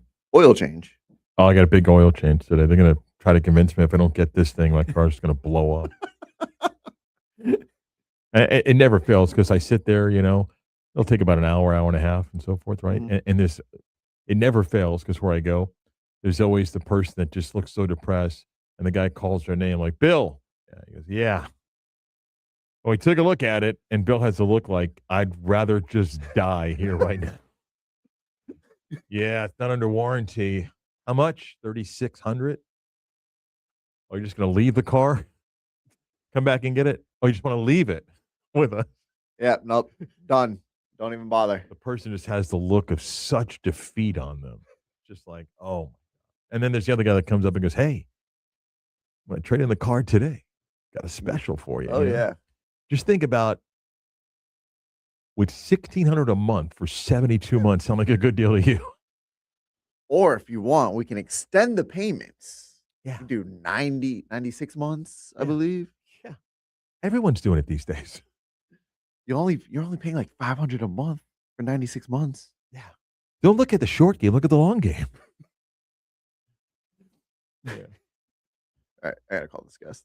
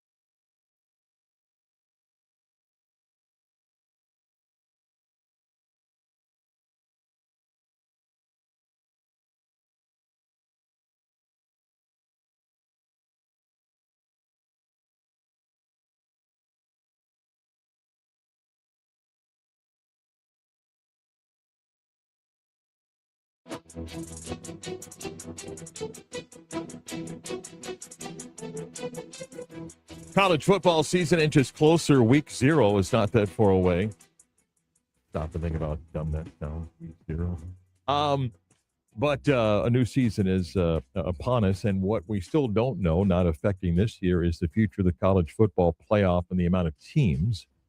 The playoff management committee met a couple days ago and talked about a whole bunch of different things, but did not make a vote, and we still don't have any progress on where we stand. Our next guest has some thoughts. Bill Bender's been covering the sport a long, long time. He's at Sporting News, and he's on X or Twitter at Bill Bender 92, and Bill has kind of joined us as he's done over the past many years and talk about a whole bunch of different things. Bill, welcome back. Good morning. How are you?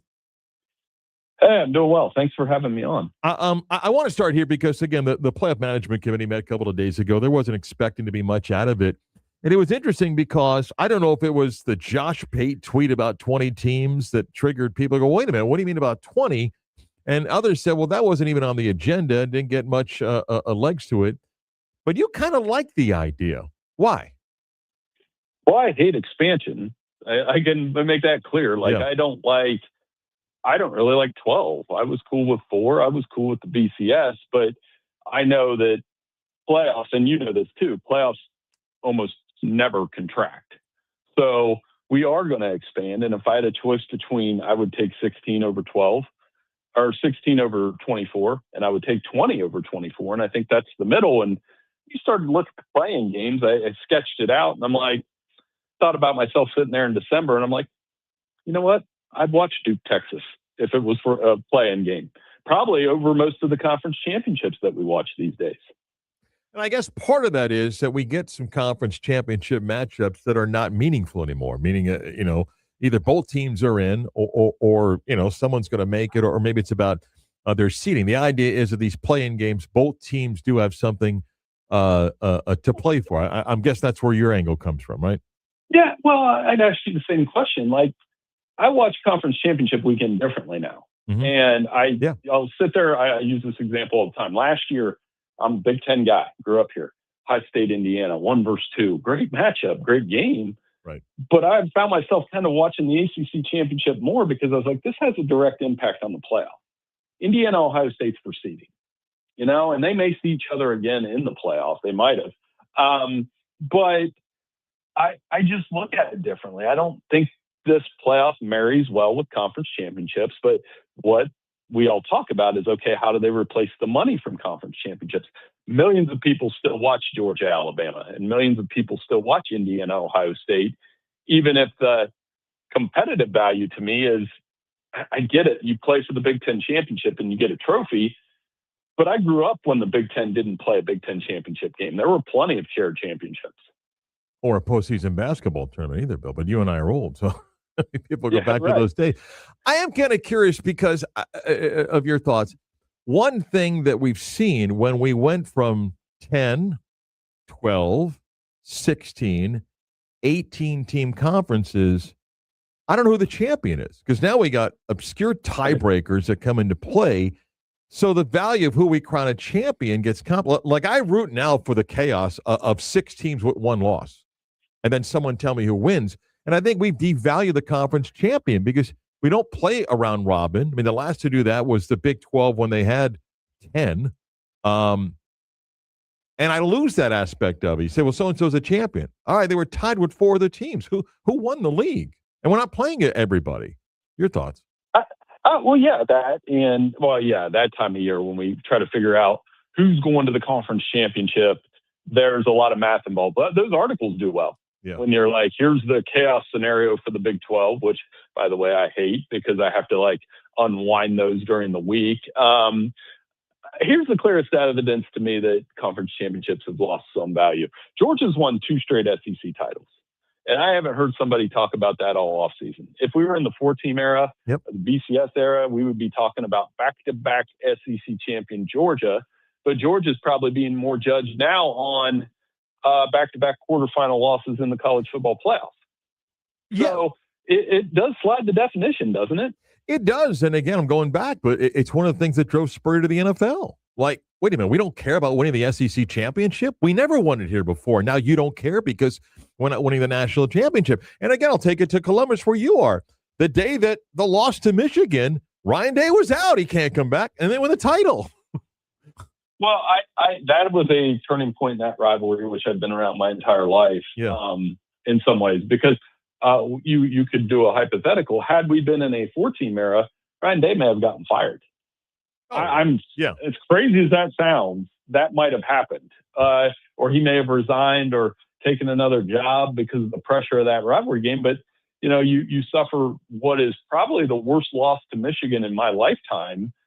And then you turn around and win a national championship. That was where I keep telling people up here, and the hatred, that's been debated a lot in the last couple of weeks with the Michigan comments, but I don't think that will ever die, but I can see them moving that game around in the future because I really could, which is crazy because of where it sits on the calendar and the playoff and the Big Ten championship and those things, sadly, way more. And the sad thing is, if you're right, then that opens the door for all these other ones at the end of the year to just move, which is going to me, as a traditionalist, will kill a lot of things regarding history. The other thought that I'm curious of your opinion, the 20-team playoff or even 24, that's now on us to start accepting 3 and possibly 4 lost teams to make a playoff. Well, the reason I like 20 a little more is because there's less chance for a 4-loss team.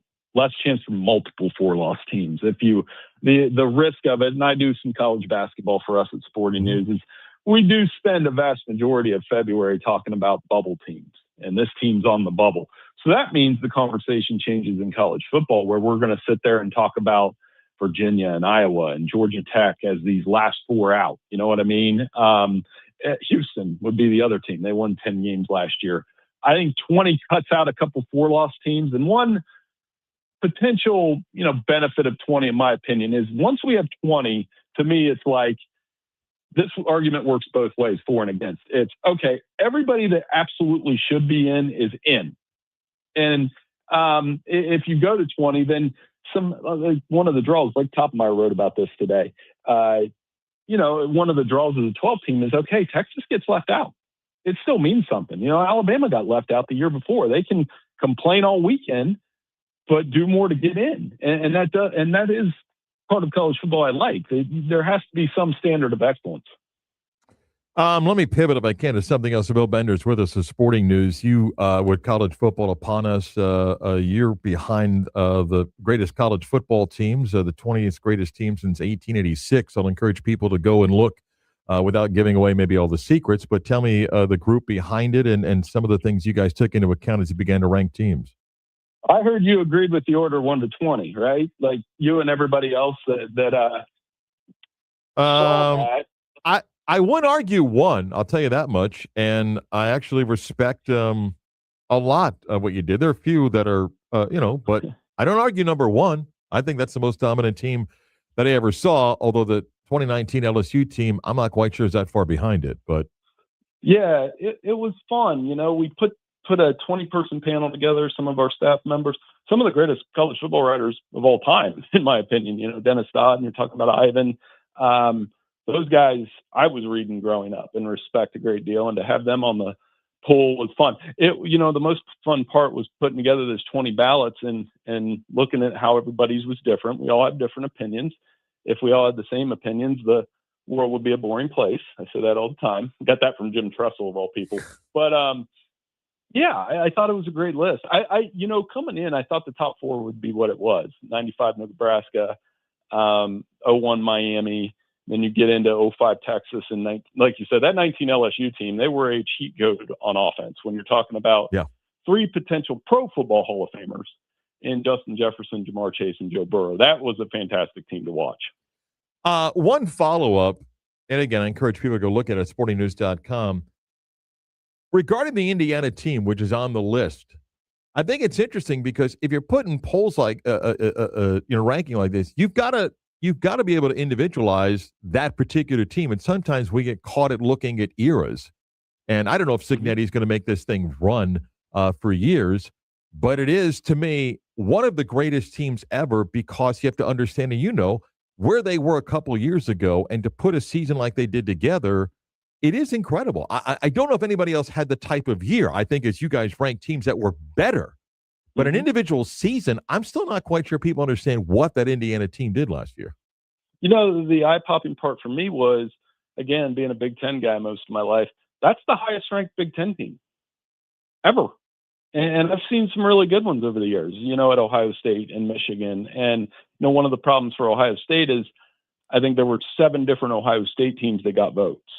Notre Dame ran into that a little bit. There was probably like 8 Notre Dame teams we could have put on there by voting, but the 47 team just missed. But you said it. I mean, what they did last year, I used to joke with buddies in my threads on my phone. I'd say, what's the point of being an Indiana football fan?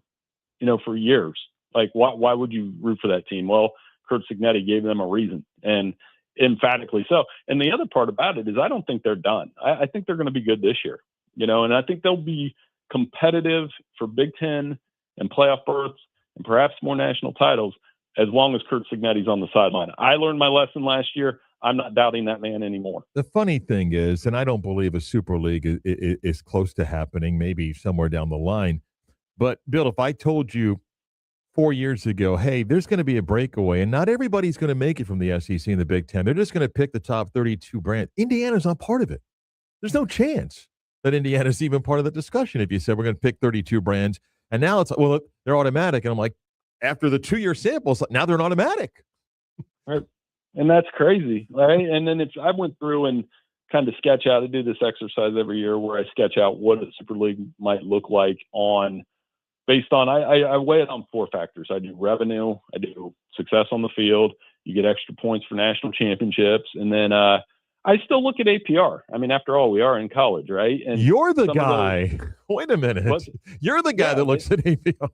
I actually look at it. And you know what? A lot of these power programs are really high on that anyway. So, and then you spit out like 30-some teams. Right. And then you just said it. Indiana would be on there, like toward the bottom. But, a Super League is obviously the Blue Bloods, the Texas, Ohio State, Michigan, those type schools, Notre Dame. But yeah, I mean, some teams could move in and out, and this era gives you incentive to do that. I mean, who would have thought? In the last 4 years, and I know TCU got hammered in the title game, but TCU and Indiana have played national championship games. That's pretty wild to me. Yeah, and even after the championship game, TCU didn't fall off. They got back-to-back 9-win seasons. So I mean, they've sustained it. It's just you're not that name. And the funny thing is also, and covering broadcasting UCF games, and obviously with the Big 12, people go about Texas Tech. Hang on, this is a one-year thing. Give me a few more double-digit seasons before you now tell me that they belong among the top 10 programs in the country. It's a one-year sample size, but we're caught up in the moment of things like that. I mean, I think you would agree. I mean, Texas Tech had a nice season last year. They got rolled in the playoff game. Back it up and make the playoff for a couple more years, and then you can sell me on value of brand. But a couple years ago, they won 7-8 games. Right. Yeah. Well, and I think the Big 12 lends itself to some interesting stories because the gap between Texas Tech and the bottom of the conference is not severe. They do have a top tier this year with the Texas Tech. Yeah. BYU, I like what their program's done. They're a program that probably could complain a little more. They've won double-digit games each of the last 2 seasons. They're the only program that's done that the last 2 years and hasn't made the playoff.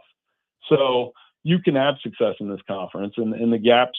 That's why I enjoy watching Big 12 football, because I know the gap from 1 to 16 is not cavernous, and 2, I know in a lot of cases you're going to see a good fourth quarter finish, and some of that's dictated on quarterback play. So Utah, Houston had a really good year last year. Great year. Willie Fritz is a great coach. Yeah, Willie can coach, and that's the bottom line there. You said it. The way that I watched them at Tulane years ago when Willie was there, and they were getting beat up a little bit by Ohio State. But now you kind of watch from the booth, and you're like, this team's still playing hard, and they were, and I know that's because of Willie Fritz. Yeah, he's a really good coach. Bill's work is you can get there on X or Twitter at BillBender92. Also, check out sportingnews.com. The all-time great teams is up. It's fun to look at stuff like that, and Bill's piece on 20-team playoff. Good catching up, Bill. Thank you. Appreciate it. Hey, anytime. Thanks for having me on. I'm going to turn to the National Football League for Chris. I didn't get to this yesterday, but we get to it today. Plus, I'm going to blame somebody for something. Not you, Chris. Hey, I like that. All right. The Beat of Sports continues.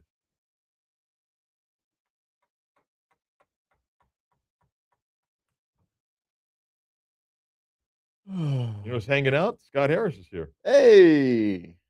He doesn't like the behind-the-scenes stuff on Wednesday. He's afraid we'll say something. We're on a break now. What do you got there, little Red Bull? I think Frank's about to come talk to you. Everybody's coming in today. Hey, it's Frank Glover, Frank the engineer. Don't cuss right now. The mic's hot. Go ahead. Are there going to be new Spanish spots that I'll need to load? This is riveting. I don't know. Probably not many, but probably. This is what goes on behind the scenes. I'll bring it tomorrow to you. I have the laptop. The rest of the stuff should be in there. And you have the new headphones, right? They're in there. Okay.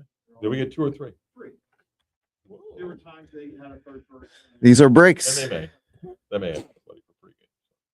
Do you know Scott Harris? Breaks during the Beat of Sports. Careful, it's a live mic, so go ahead. Guys got questions? Fire away. Let's make it interesting. Riveting radio. Like repossessed cars and stuff? Yeah. And the people refer to their car as their whip. You ever heard that term? No. It's their whip. Scott. Yeah. Scott knew. I knew what he meant. Why? Do you watch repo shows also? Yeah, but I knew people call their cars their whip. You take my whip? Chris, do you call your car that? What? Does anybody in the audience call their car that? What, a whip? I have no idea what he's talking about. Do I call my car what? A whip? Yeah. No. Yeah. It's my ride. Can I call my car that today? But my car won't be repossessed today. Hope not, yeah.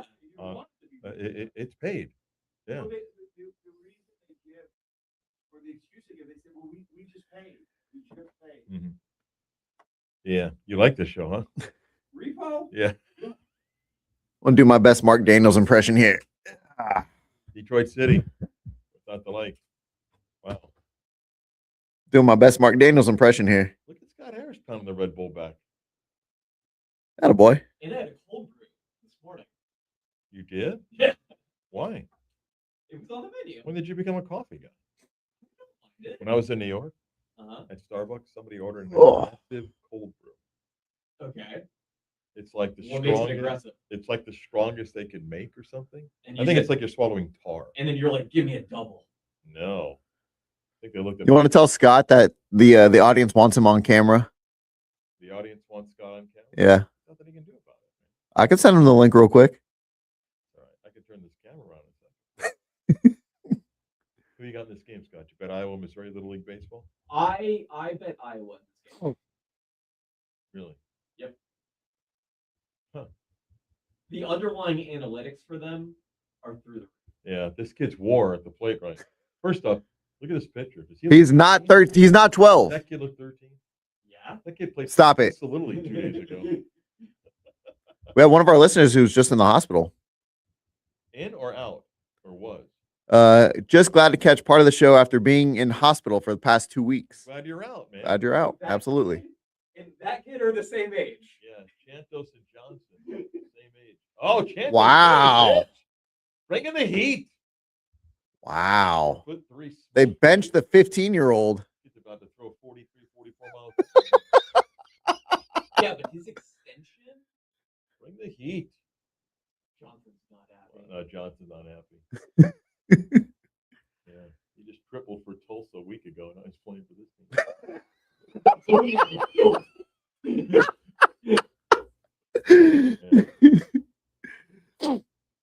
Chantos does not look like he brings the heat. Cool necklace, though. He's like 9 years old. Chicks dig the necklace when you're 10 Did or he 11. just not catch the ball from the catcher? Yeah, don't do the chicken dance on TV like that. Really? Jerry's base hit away from blowing this thing open right here. Wait, Johnson couldn't get out of the second? No. He only gave up 1 run. What are we doing? Pitch count. Here's 23 because Fernando Tatis Jr. 4'11", 82 pounds, 12 years old. I think that was about my height when I was that age. You know what? I think so too. Like, maybe Johnson. Look at Johnson. 6'5", 230. And now he's at first base. Do we call him the big dumper? Bring in the heat. Bring in the heat. Boy, that umpire looks hungry. He is looking at somebody eating a hot dog. He's right like, now. what is the chance that maybe between the third and fourth I can get a hot dog? He was like, hey, if this pitching change goes any longer, Yeah. get me a dog. You gotta like it. Highway behind him in the Why is outfield. there's no dirt on the plate? Why is he cleaning the plate? Yes, there's nothing on it. Yeah, the umpire just wiping it down. Look at the What are tarp. we doing here? First base umpire looks like he's been hitting the donuts too. Man, No. Midwest, man, they eat well there in the Midwest. No. All right, let's act professional now. Come on.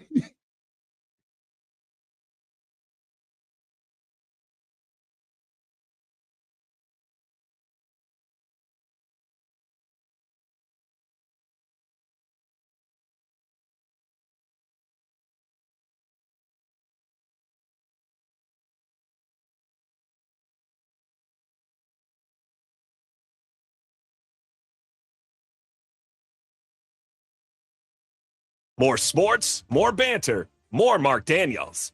This is the Beat of Sports.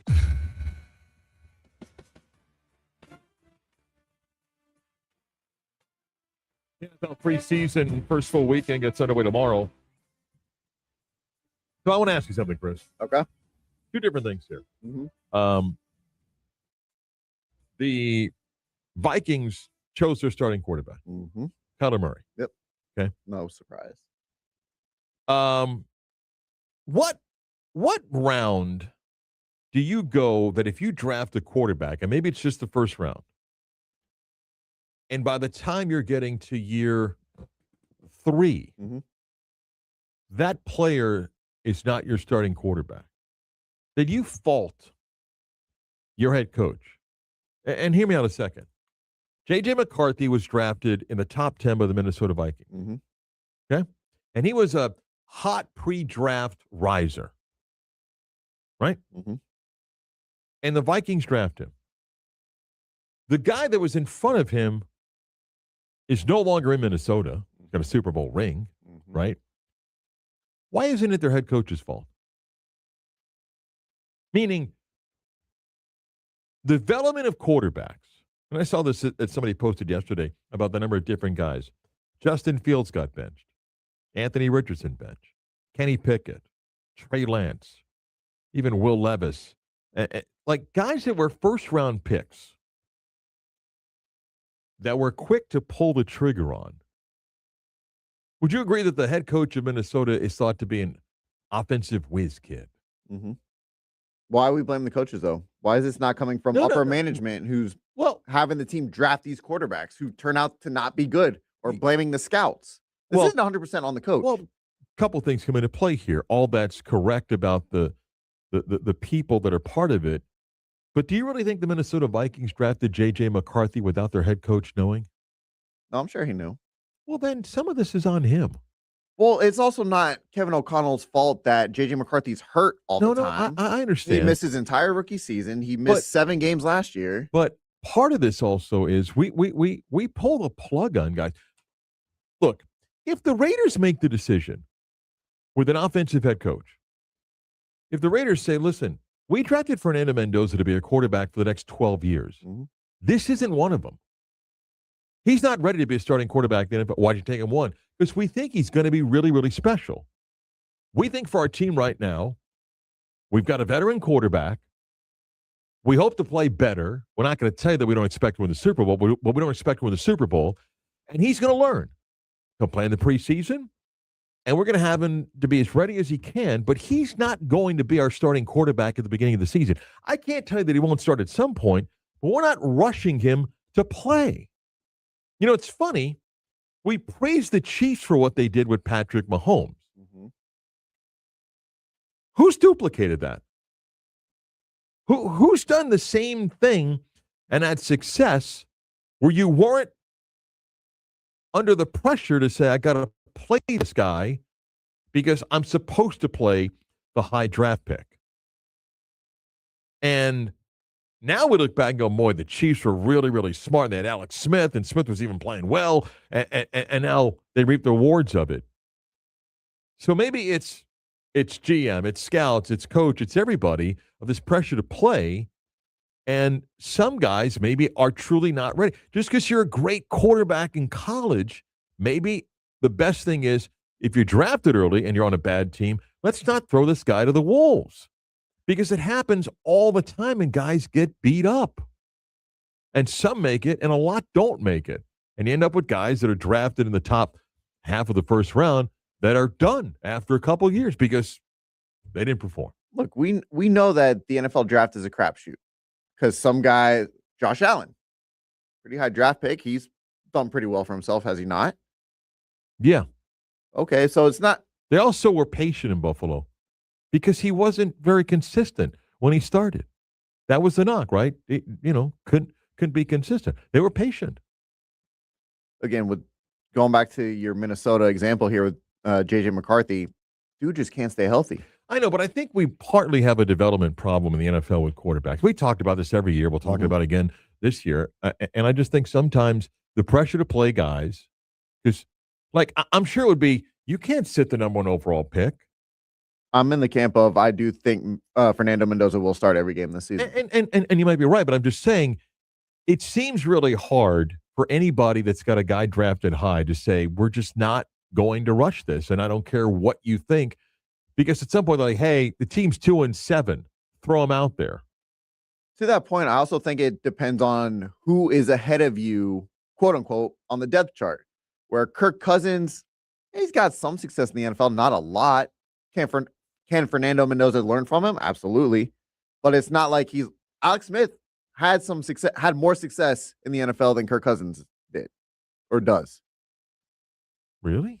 You don't think so?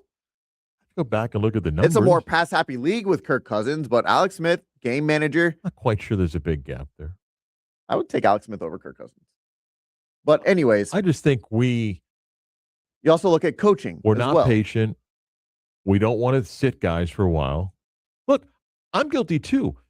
You got a guy drafted. I want to see him get out there and play.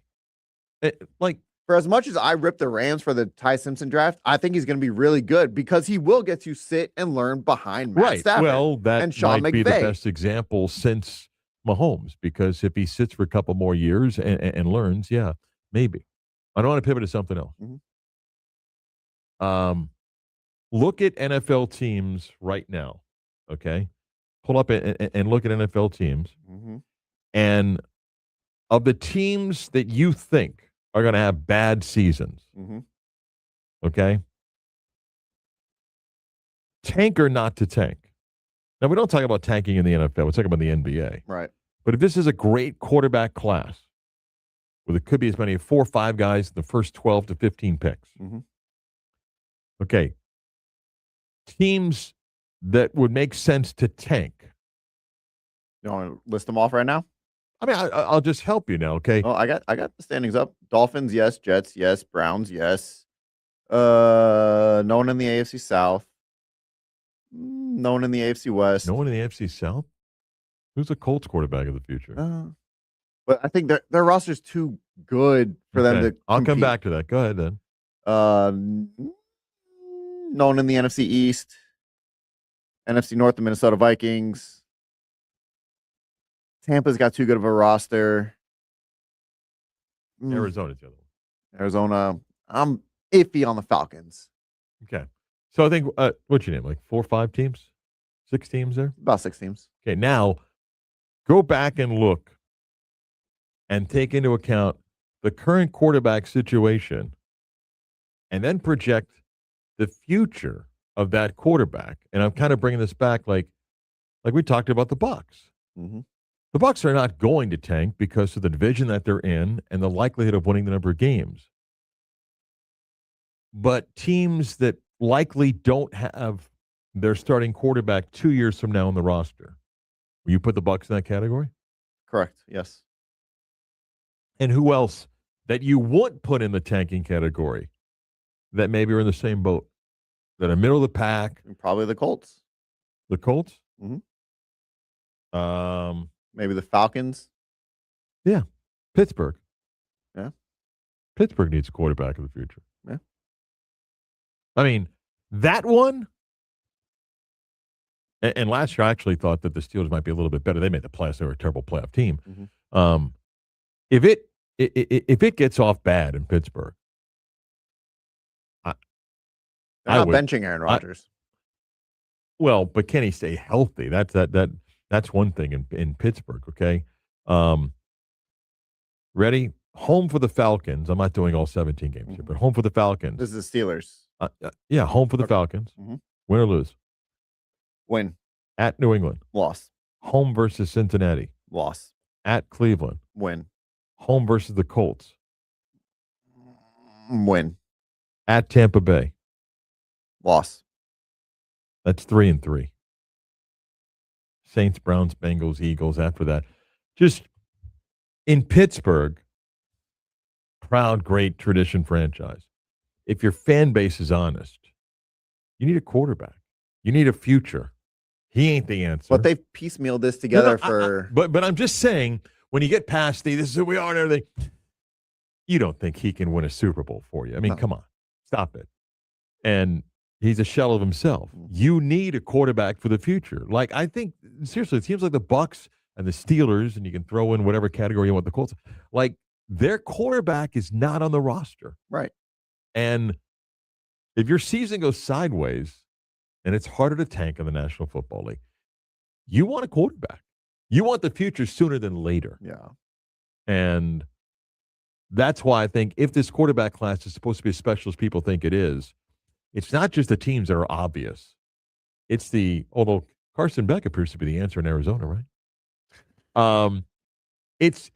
To me, it's those middle of the pack teams that either A, don't have a guy like the Bucs are not going to give Baker Mayfield $250 million.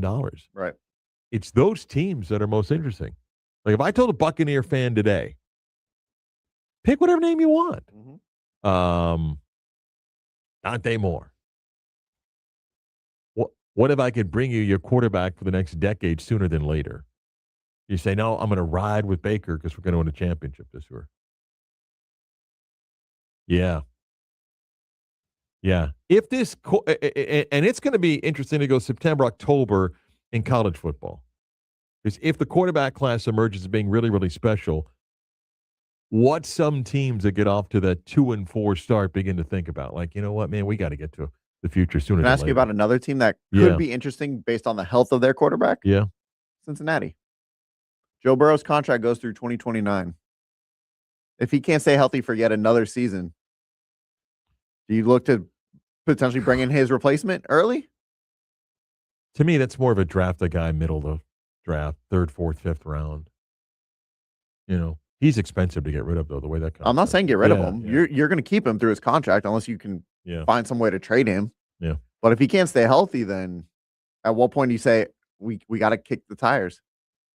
And if you're the Dolphins, I still don't know what they're doing. I don't know what unless you really believe that Malik It Nance makes can build around no him. sense. Back to put a wrap on the Wednesday show next.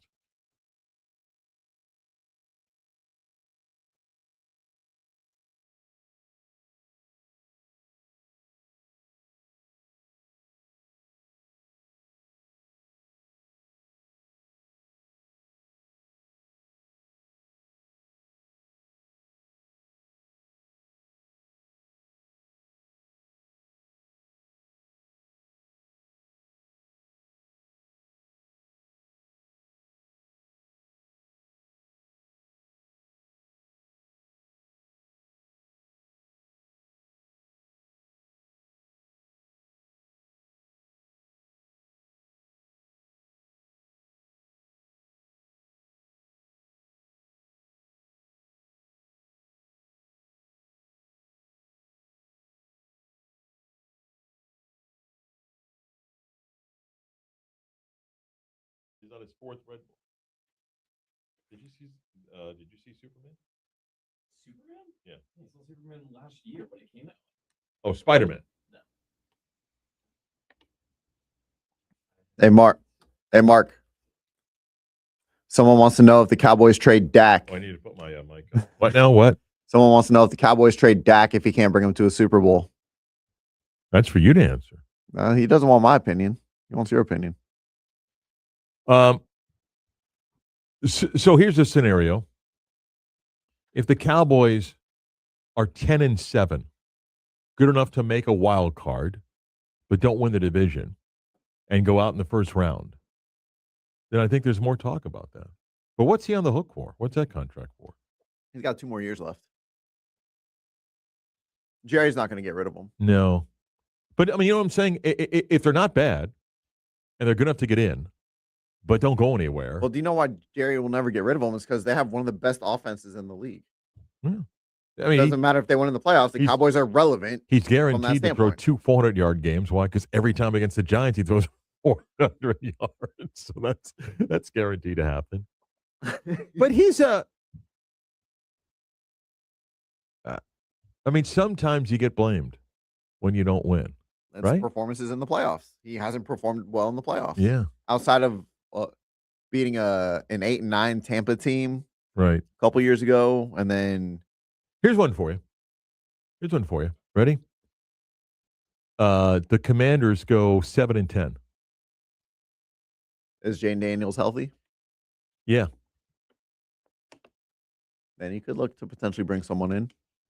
Just because year one was wow. Year two's riddled with injury. Mm-hmm. Do you have high hopes for the Commanders this year? Me personally, I don't. Right. They look like a potential 500 team. Yeah. 8, 9, 7, and 10. Okay, so Does Dan Quinn keep his job then? that's a very good question, because if he doesn't, then you kind of wonder all bets are off on, who you bring back and things like that. Because Terry McLaurin's another year older. Are we really thinking Brandon Ayuk, Stephon Diggs. Ayuk will never play another down in the NFL. Stephon Diggs is. And then, Bill Krosky Merritt, By the their way, offense isn't that good. Did you see when Hafley said, I think it was on Rich Eisen's show, about Devon Achane? What, 40 touches a game? Would you like him to be out in September?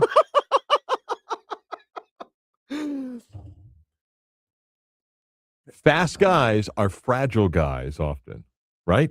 Fast guys are fragile guys. Like you.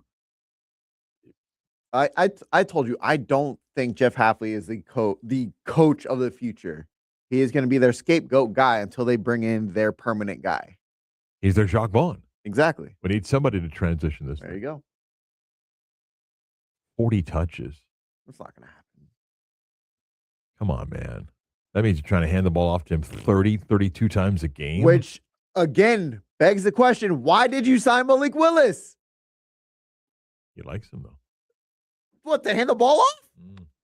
Good Lord. Makes no sense. Makes no sense. Only the second base ump in this game is thin. And the home plate and second base. Guys at first and third. In that media room between games. These pretzels free? What do you guys got here?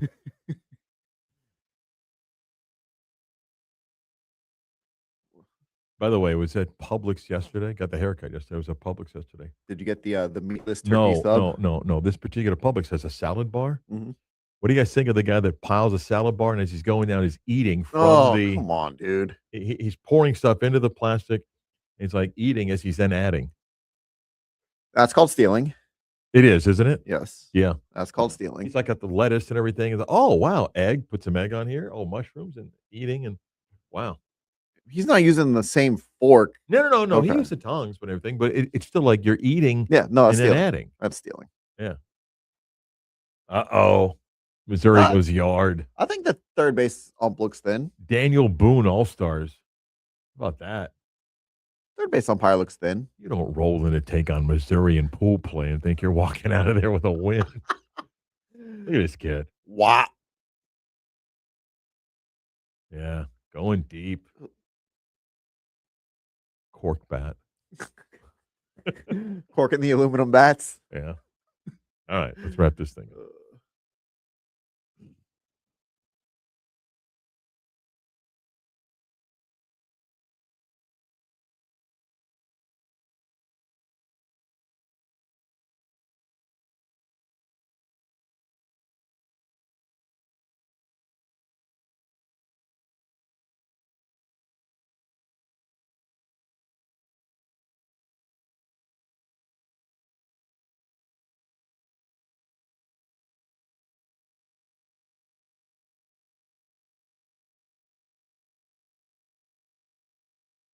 Time for the latest news, gossip, trends, and off-the-wall stories.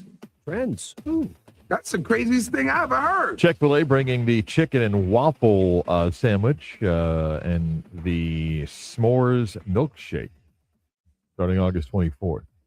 Quick thoughts?